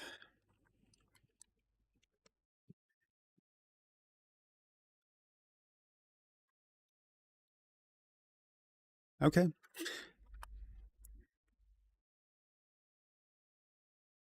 Is there anything that I missed then?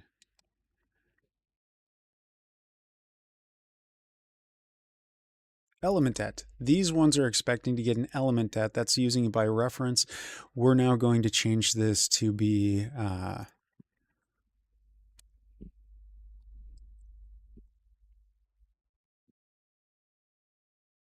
there we go. Shorten that down a little bit. I just selected those to get rid of that, not to wrap in. Did that? Okay, if that's the case, then I can put this one to just say bracket, and it puts this in brackets. That's actually kind of nice. However, it still requires enough other messing with it that didn't provide any real benefit.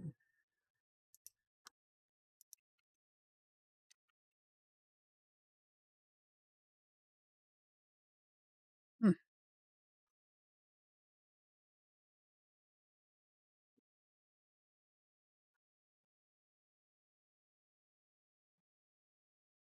I can do that with a keyboard. So if I'm not using a mouse, that makes it a little faster. Okay, so now we've got the references directly to the mappings. I wonder if native list has that. Native list, do we have a default ref element at? Well, if they have an element at, they probably don't have, they're probably not using it by reference for, oh, they do. They just don't do it by reference.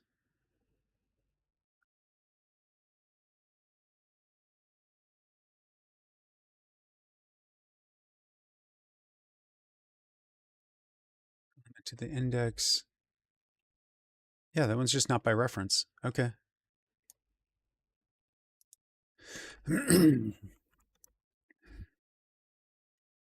Is that everything? Ooh, no errors. Okay. We're at a good start. Now I do need to test out a few features. So first off, let's just try putting some data in here because all of my data should effectively be emptied at the moment. Inside of here, unmanaged array has data inside of this. Let's actually test that this is able to put stuff into this. So E4, 67, there. So if I were to go over to this one, save it all, and now can I reload? It doesn't let me reload. File, new scene, sure. I don't care, just create some basic URP scene. Cool. Now I want to go back to the other scene and load it. I just want to test that serialization is actually working as expected. Okay. Actually, I don't see any reason why it wouldn't, but where are my scenes? There. Okay, now back over to systems and UI. Which one was this? Designer. Still got the data. Okay, excellent. So that's serialized, it's stored. So all of the storage function I was depending on are still there. Draw, there shouldn't be any data inside of it. If I go over to my data list, not Doco, baked car procedural. There we go. Hey, why is this not showing anything? Okay, there it is. 329,000. It remembered it. It still had the serialized data. And oh, this is the baked traffic. No, not baked. Traffic designer. There we go. Traffic designer length. The nodes still have a length in here. Or no, is that it? Why?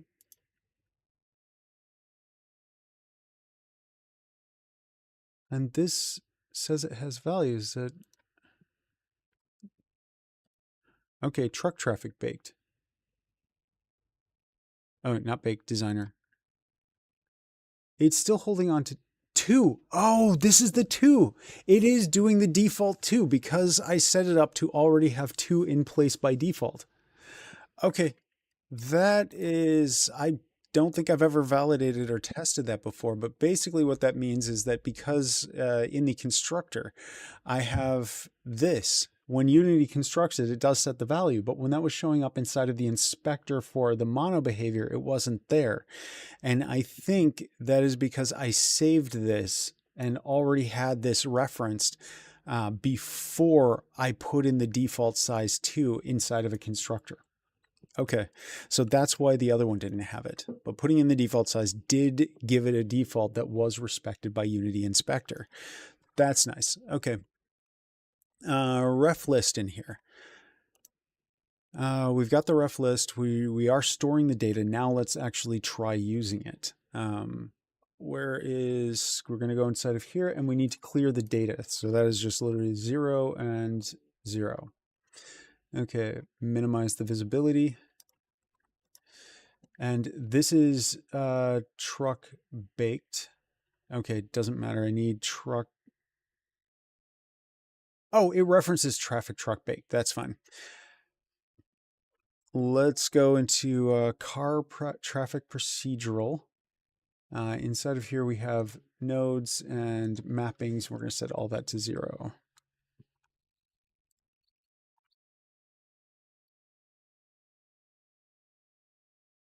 Okay, saved that. Now let's go back into the game, make sure the designer's set up right. The designer uses car traffic procedural. This uses car traffic procedural. Let's make sure we can actually add the items. Okay, Control Shift B. Okay, supposedly I have it selected now, so let's try adding some nodes and see if this works in the designer. So Z and Z, it is unhappy with indexes outside the boundaries of the array. Okay, length was set to 0. And this one, so it starts out, we have a capacity of,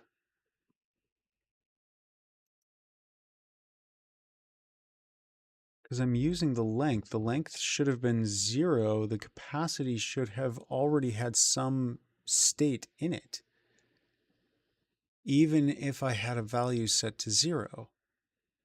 Is that what's happening? If I'm getting an array out of boundary, then that likely means that it's being passed into it. Traffic designer, array list, traffic designer 86. Traffic designer 86, where we are adding a new node.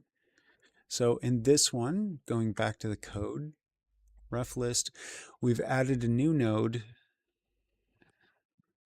which, can I just get this in a separate, no, I want to, here, there we go. And procedural traffic designer.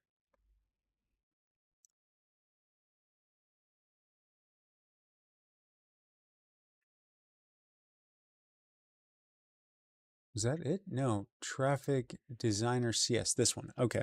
So in this one, we got nodes.add. So we're just using add. So yeah, we got the add function. If the length equals the capacity, then we want to increase it. Now, where was our code error? This was ref list line 47. So that one is here, where we were trying to set the values based on the length.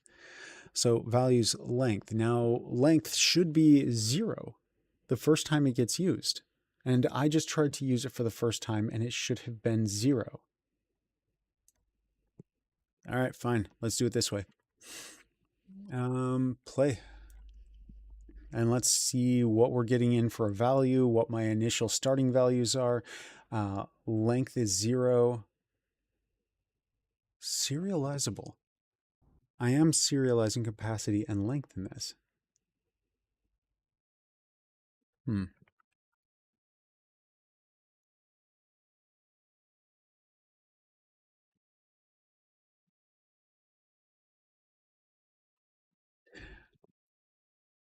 Am I debugging? No, right there, attached to Unity Editor and return to Unity Editor.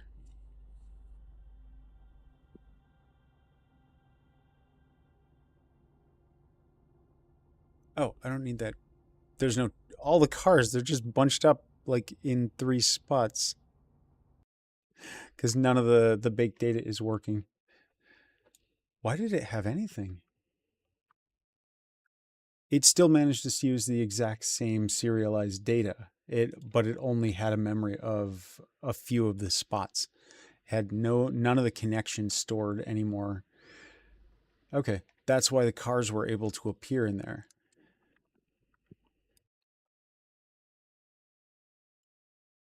Okay, so now let's go back into here and do Control Shift. Let's try this again. Control Shift B. And now, which one was this? We need Z to add a new point. So let's press Z. Okay, so now let's see. Values has a length of 0. Why does values have a length of 0? It gets initialized, it gets serialized. And so when it gets deserialized, that gets put back and locked in. Okay, so this one is unhappy. What was the, in this one we've got this, and I need the interface to tell me when Unity is changing something. Unity engine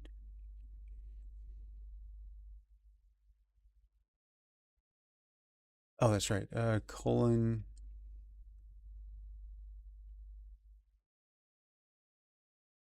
I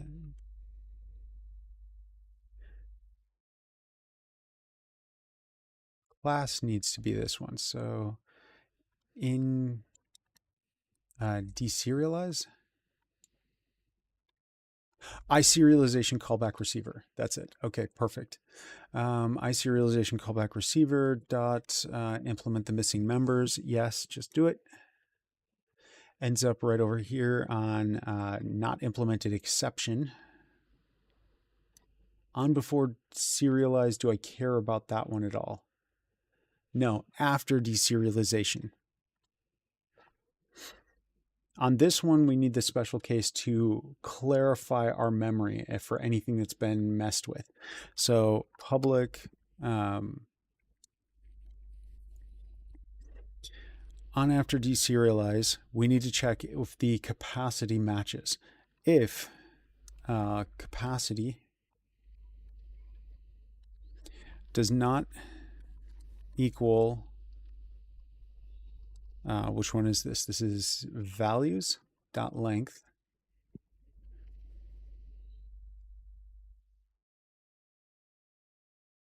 Let's do this. If capacity equals 0,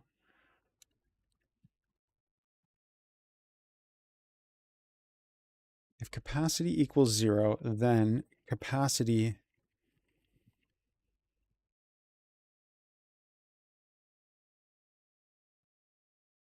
equals 1. Now I should do this after. This order of events on this feels weird. All right, so in this case, I'll just do it in the sequence that I have on this. Where did I go for that one? Get to this. All right, thank you. Next, so in this one, we've decided that the array does not match the capacity that we have listed.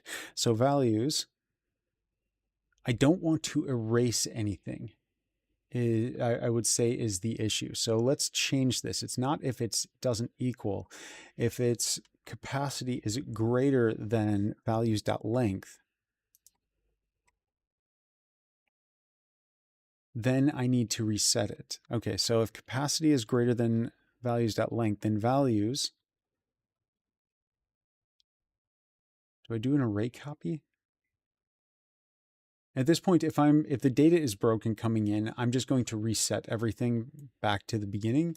And so let's just do that. If these two items do not equal each other, then it's most likely just from the broken data that it was at. And public void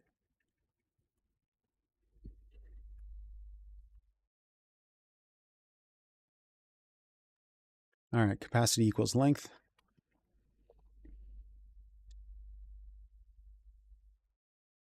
No. Capacity equals 2. Length equal, not length, values equals new T2.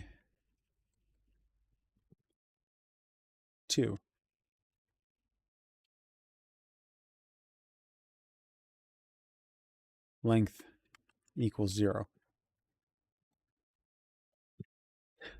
That makes an interesting thing because the way that I'm using it, it does show up in the inspector, but I'm only using that for debug. It's not really supposed to stay visible inside of there. I want it to be serialized but hidden.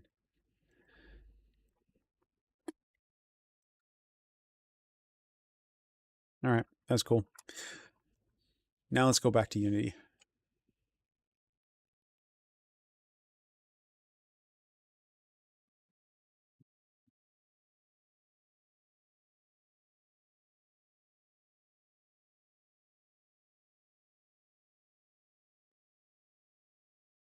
Where is Unity? Or is it going to show up? Oh, okay, it's still busy.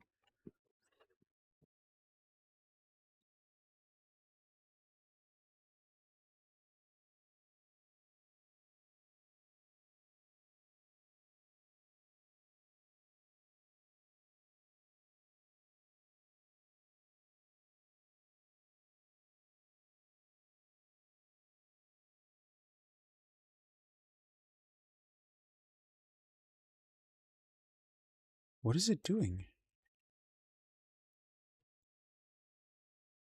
Did I create, does it have a, oh, stop. It was still waiting for the debug environment to catch up. But in this case, I think I'm done with the debugging.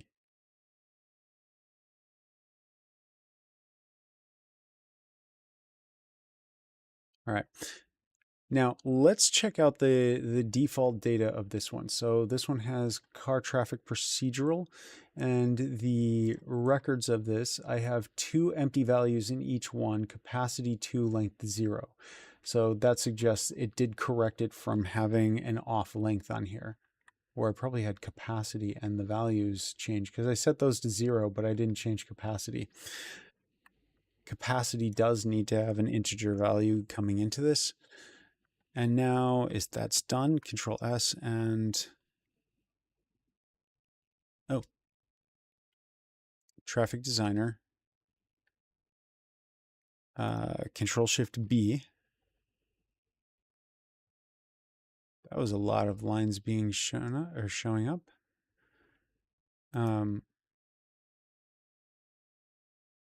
Why? Control Shift B. Okay, so we're inside of this. Now let's try to add one. Z. We got it. Okay, Z, Z, and Z. Okay, and the connections, we're going to connect this one to here and here, and then also X to select. Oh, well, wrong. X to move. V to select. C to connect, C to connect. Okay, that data still works. It also gets the points from both sets of scripts because they're both operating on the same data. So procedural traffic tool. And so if I change this down to 1, it'll only show a block on one of the dots. Then 2, 3, and then 4 gets all of those. Let's keep that up to 4,000 for now. Okay, now we've got our traffic data. Let's try getting the traffic.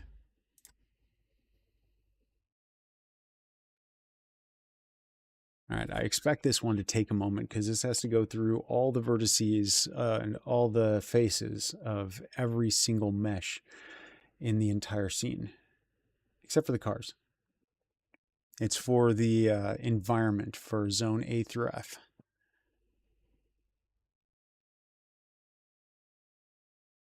Busy is this code? Oh, this one's also doing a check on it now. I have merge data in there, which is part of the reason I was putting this whole thing together at this point, or all the latest code. So the merging is going to take longer. How much longer? Did I ever finish my code on that? While we wait, worth letting you know I did never use to manage things since I started watching your videos about DoD.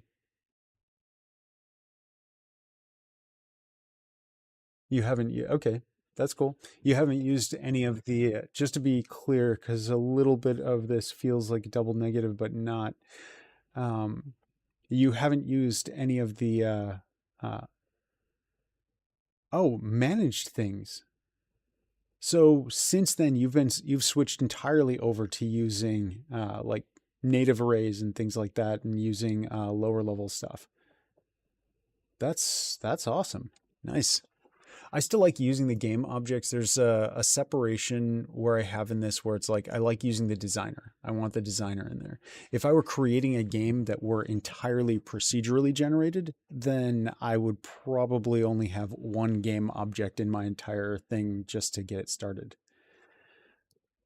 That's cool. When I first when I first got into Unity, I had done this through I was building a game called Warp Wars, and that was like my test to see how it worked. And in that one, I was creating a procedural mesh, and I was building out the world, so everything, and kind of learning Unity at the same time. And I made it absolutely a designer nightmare.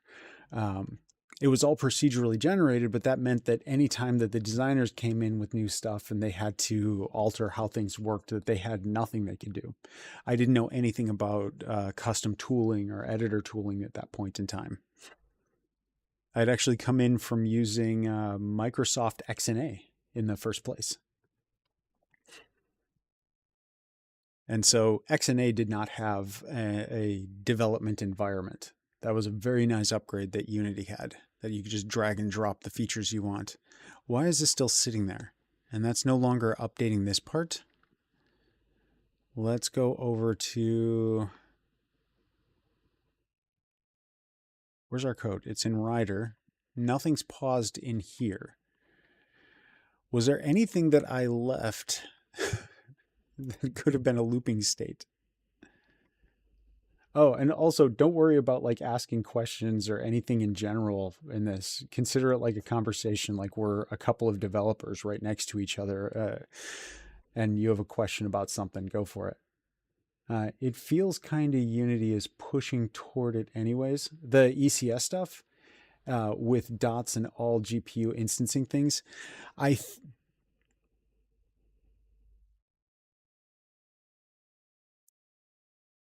I was I'm not sure what I can say on that. Um, Actually, I don't think it's an issue.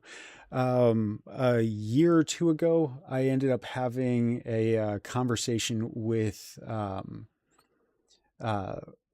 it wasn't there. It's not the current CTO of Unity, but it was the previous CTO of Unity. And this was after I had done a presentation on Jason Wyman's conference, Game Dev Conference, I think it was called. No, not Game Dev Conference, but it had another name.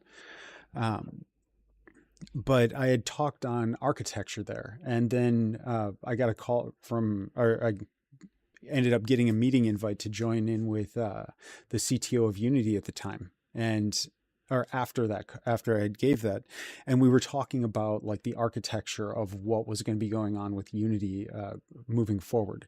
Now, I was not given an NDA or anything to sign during that conversation. But I always kind of felt like I wasn't supposed to share it exactly. However, now we're kind of farther out past that, and I'm sure things may have changed anyway. But they were considering a couple different things. Like one was having different versions of Unity that they were going to release for different types of stuff. But I don't know if that's going to be a thing at all anyway.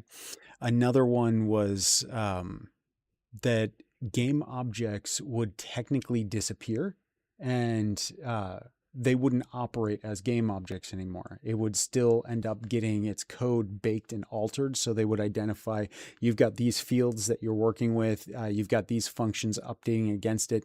And so when it bakes, it'll automatically reproduce that code in an ECS format. So you still get ECS under the hood of everything. It's just whether or not you choose to work with it directly or let the game objects bake it. Now, there are lots and lots of potential complications with that, just because, like, I'm sure. I honestly don't know. I can't answer too much towards that because it's not like our conversation went too in depth at that point. But I do know that they were considering the idea of just making game objects go away. So you would still see it, interact with it as if it was game objects, but then behind the scenes, it converts all over to ECS anyway. All right. This is going to be based on 6.7 on what they announced publicly. Ooh, which one? That game objects are turning into ECS behind the scenes, or are they splitting editors up for different purposes, like a designer editor, a programmer editor, etc.? I'm assuming you're talking about the ECS one.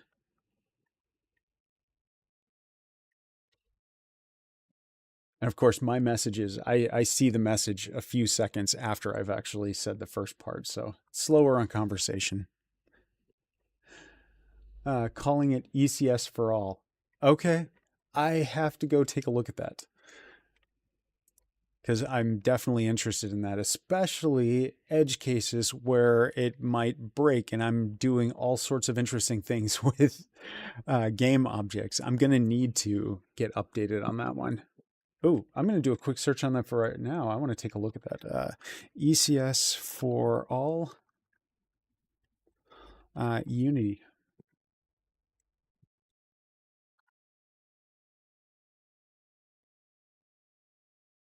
Okay, Unity discussions, entities, roadmap, core CLR. Goodbye, mono. While Unity switching to core CLR. No, that's okay. Dots, blah, blah, blah. ECS for all. Okay, ECS. In June 2023, we celebrated the entities package. Okay, is a combination of technologies, ECS for all. Updates from Unite 2024.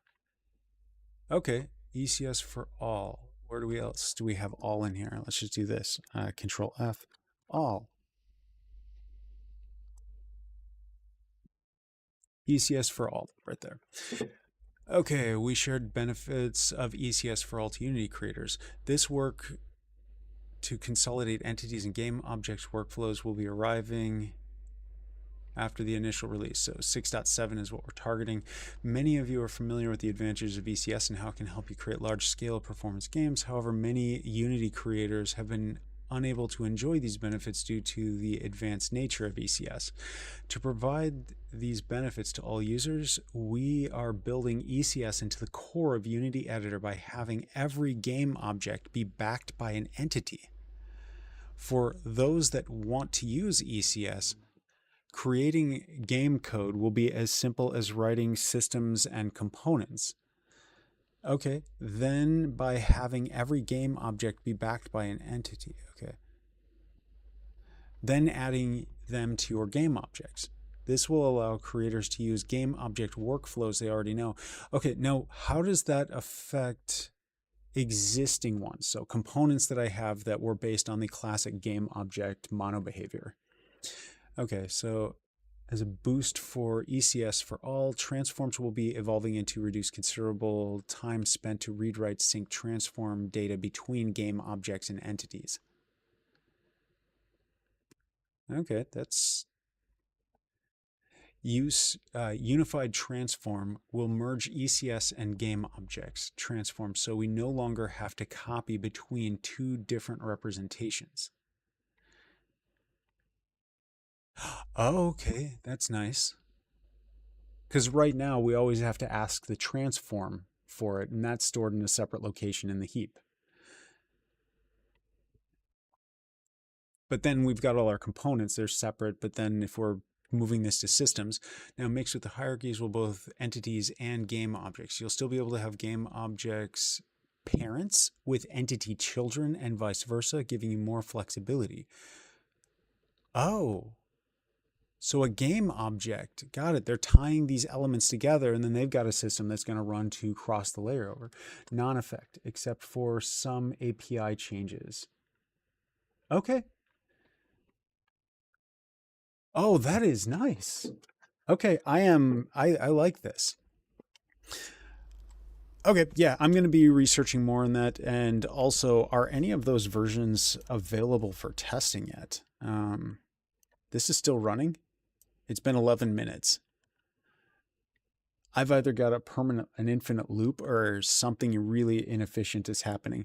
Or it's just, oh, it's a merge. So we've got 329,000 mappings and it needs to cross-reference every one of those. So that's 329,000 times 329,000 divided by 2. And that's a lot. Okay.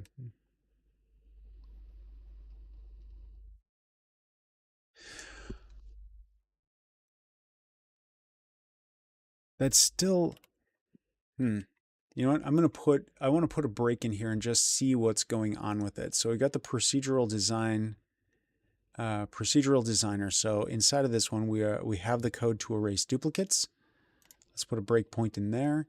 Let's put a breakpoint inside of this one and a breakpoint inside of our collection. Right here. Now let's attach this to the Unity editor and see what's happening. Okay, so that should catch whatever's going on as soon as it's able to hook in. There we go. Okay, now what are we looking at? We are on merge close enough, which we are on 56,000, and we're doing a distance check on for every single one of them. So that's let's assume 20 CPU cycles times times 300,000 times 150,000. So, okay, yeah, that'll take a while. Play. Ooh, double check this one. Yeah, I am looping this one. I am going through loops. So the indexes are not changing. I'm not changing the value of N1 or N2. So the arrays will operate as normal going through the entire collection. Okay, continue. And let's stop the debugging. Let that thing run. That was at 56,000 of N1. That means that it is 1/6 of the way through at 10 minutes. So yeah, that's an hour. Okay, that is... Did I click bake or did I click procedural? I clicked try. This is trying to produce the procedural mesh now. I do need to split this up into separate things.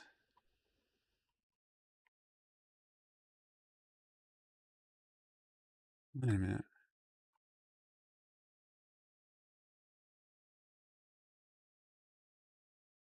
That was down in merge, right? Yeah, it finished this part. So this part was done. It was down here in the N1 and 2 stage. So the merges take longer. I am doing a normal magnitude comparison instead of square magnitude comparison.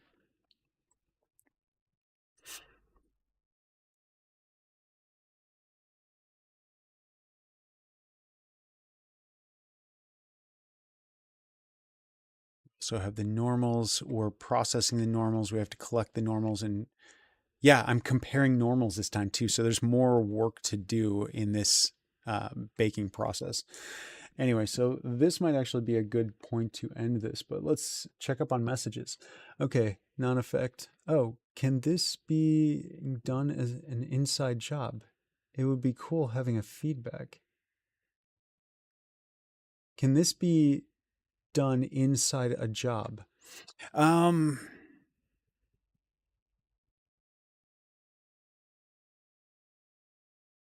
I wouldn't want to necessarily pass this off to a job. Well, I suppose if I'm doing this as a job, I could hand off chunks of it.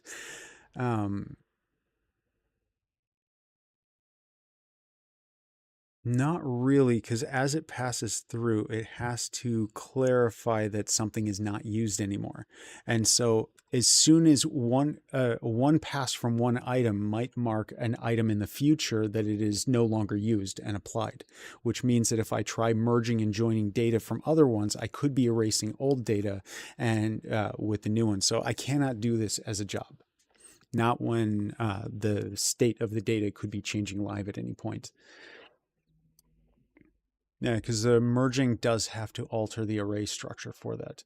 I suppose I could convert it into one if the job were also producing an additional array of data. If it were storing additional data on this, where it was saying, I wiped out this one, I wiped out that one, I wiped out this one.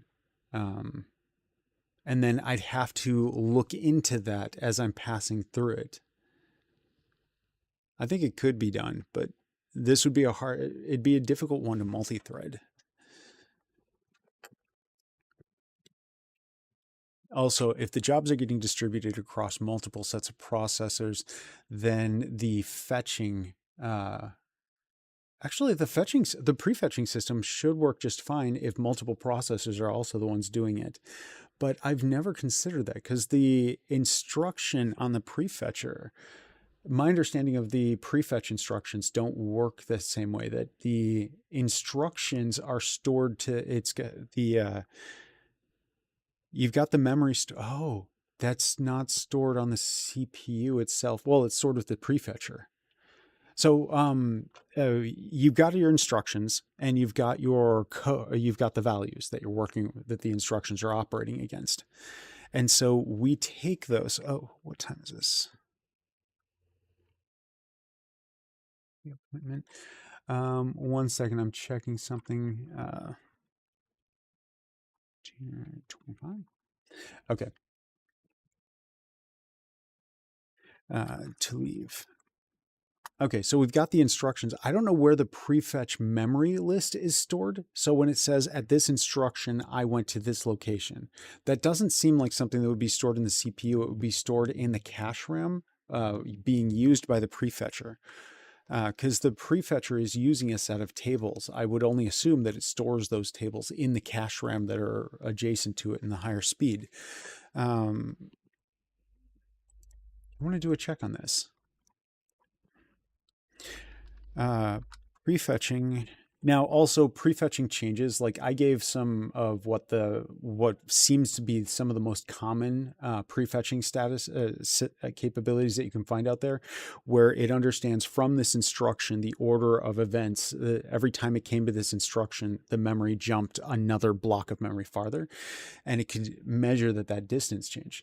But uh, I think those things are dealt with by iJob of Unity. I'm sure I've done such things, but only with Unity collection stuff, never do custom stuff. So a Unity collection, when you're manipulating it, I mean, if you have a thread safe one, then that absolutely, or I wonder if they would call it job safe.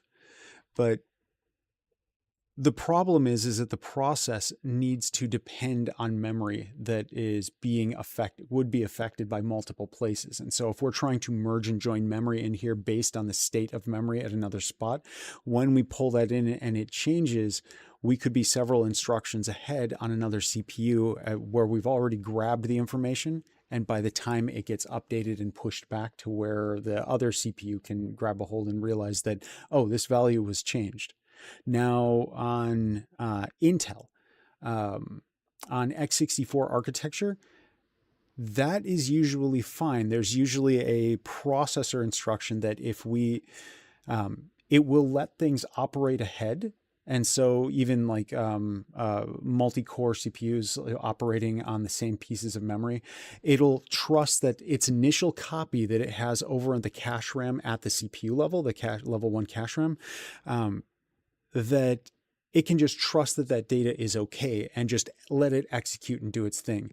But if it gets to the end of it and realizes that, oh, hey, the state of the data was different, then it needs to go back and rerun that part of the process again and throw away the data changes it was about to make. However, RISC architecture doesn't have that capability. So if you're going to send your stuff out to an AMD,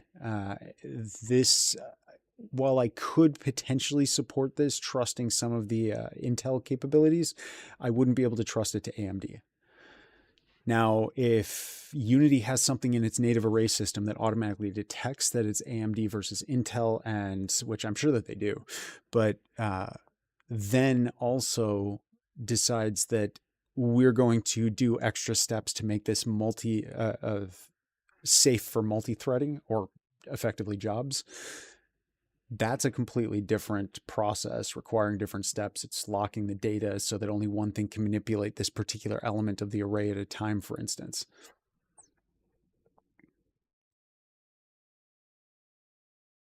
Actually, I could treat this like a bubble sort. What is it? Those issues usually dealt by people like you. Okay. Um, bubble. If I'm thinking of the right sort, the bubble sort is the one where we take we've got the multiple chunks of it, and we start with it, and we sort like 2 elements and 2 elements and 2 elements, and then we take 4 elements and we sort those. So we can split all these different chunks off of our sorting. I could apply that same principle to merging and allow jobs to do it. So I can merge this first set of chunks of memory. Then I can merge the second set of chunks and the third set of chunks. The only problem is at the end of the array where I'm wiping information out. If I were then to include a separate array that marks that objects are dead, that would be, I suppose it would be fine. Because if I'm merging 2 points and then I merge the other 2 points, the only problem that I will end up with at the end is that I might overlap pieces of data. But the pieces of data that overlap, I think would be fine. Yes, this could be done in this could absolutely be done in a threaded form, but I'd have to do it in a job sequence. So effectively, I would split the array off into like chunks of 2 or 4 or 8 or something like that. into each job, and the job would take care of that chunk of memory, but it doesn't go farther in the array than sorting that one. And then the next one job has the same thing. Now the issue with that is that after I execute that, then I need to run another series of jobs. It has to wait until all the first ones are done. So let's say I have 1,000 jobs it needs to execute, and they're smaller. They're on 8 pieces of data within the array, so that makes it faster for them. It then runs the next one, and that would compare the 16 block to simplify it.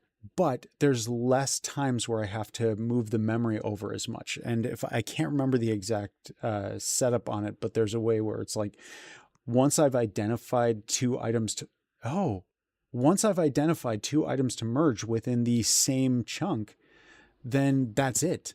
There are no more to merge, because the first chunk is already merged. So if there's any more adjacent to it or mirroring that same chunk, they're not going to exist anywhere else inside of that chunk of memory. So we can have an early exit clause from any of these as well. That could, yeah, okay. There are ways we can do this.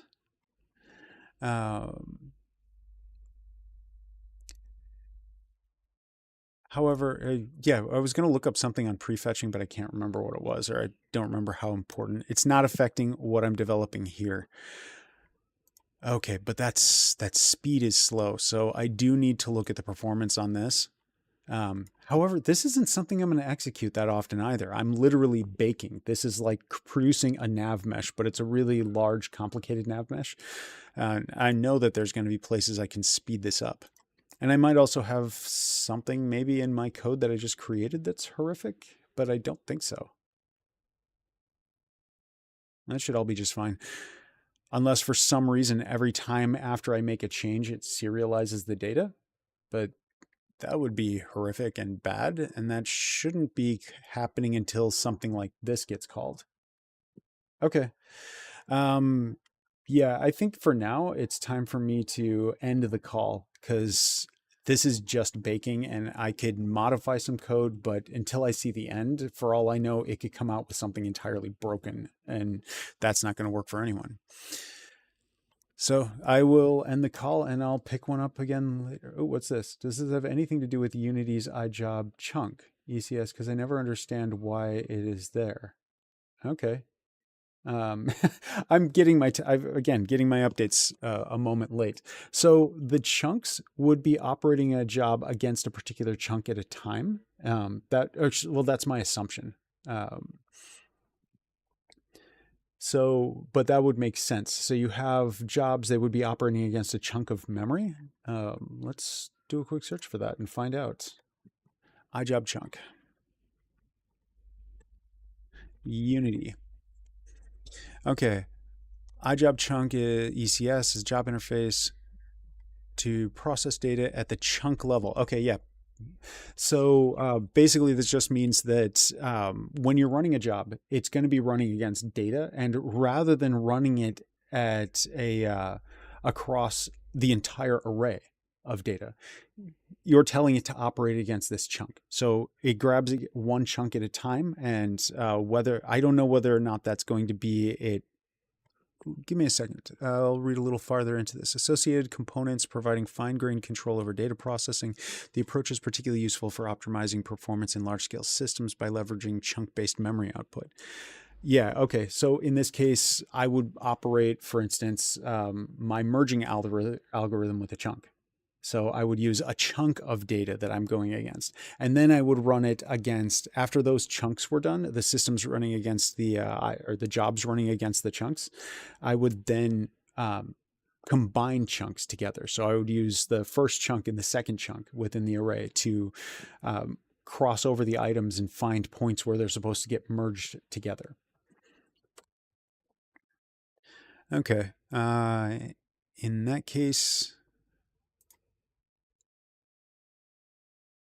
yeah, because the chunks are basically broken into usually like 4K blocks. And so if you have like 16K or 12 bytes for like the vector 3, 16 for a quaternion, then those are just stored in sequence, and you have 4K of them at a time, because the CPU has, I think that's the paging size of the CPU. CPU paging. size Intel x64. It's probably going to be a variety of sizes. Okay, 4 kilobytes is one of the sizes that we can see for that for the paging size. 4K, 2 megs, and 1 gigabyte. So when you're asking for memory or getting chunks, you're getting a 4K chunk, you're getting a 2 megabyte chunk, and the allocator is working against that. That's my understanding. I haven't dove deep into the allocator sides. So what the current allocators are, and effectively it's kind of like creating your array and then operating and using the data within that when you've got a capacity versus a length. Okay.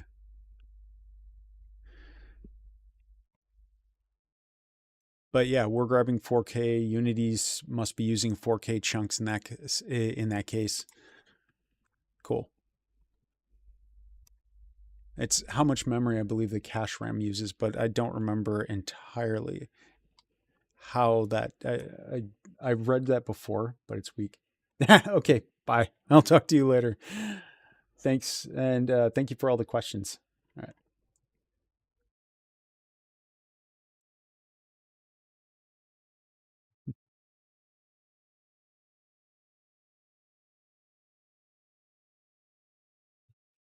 right.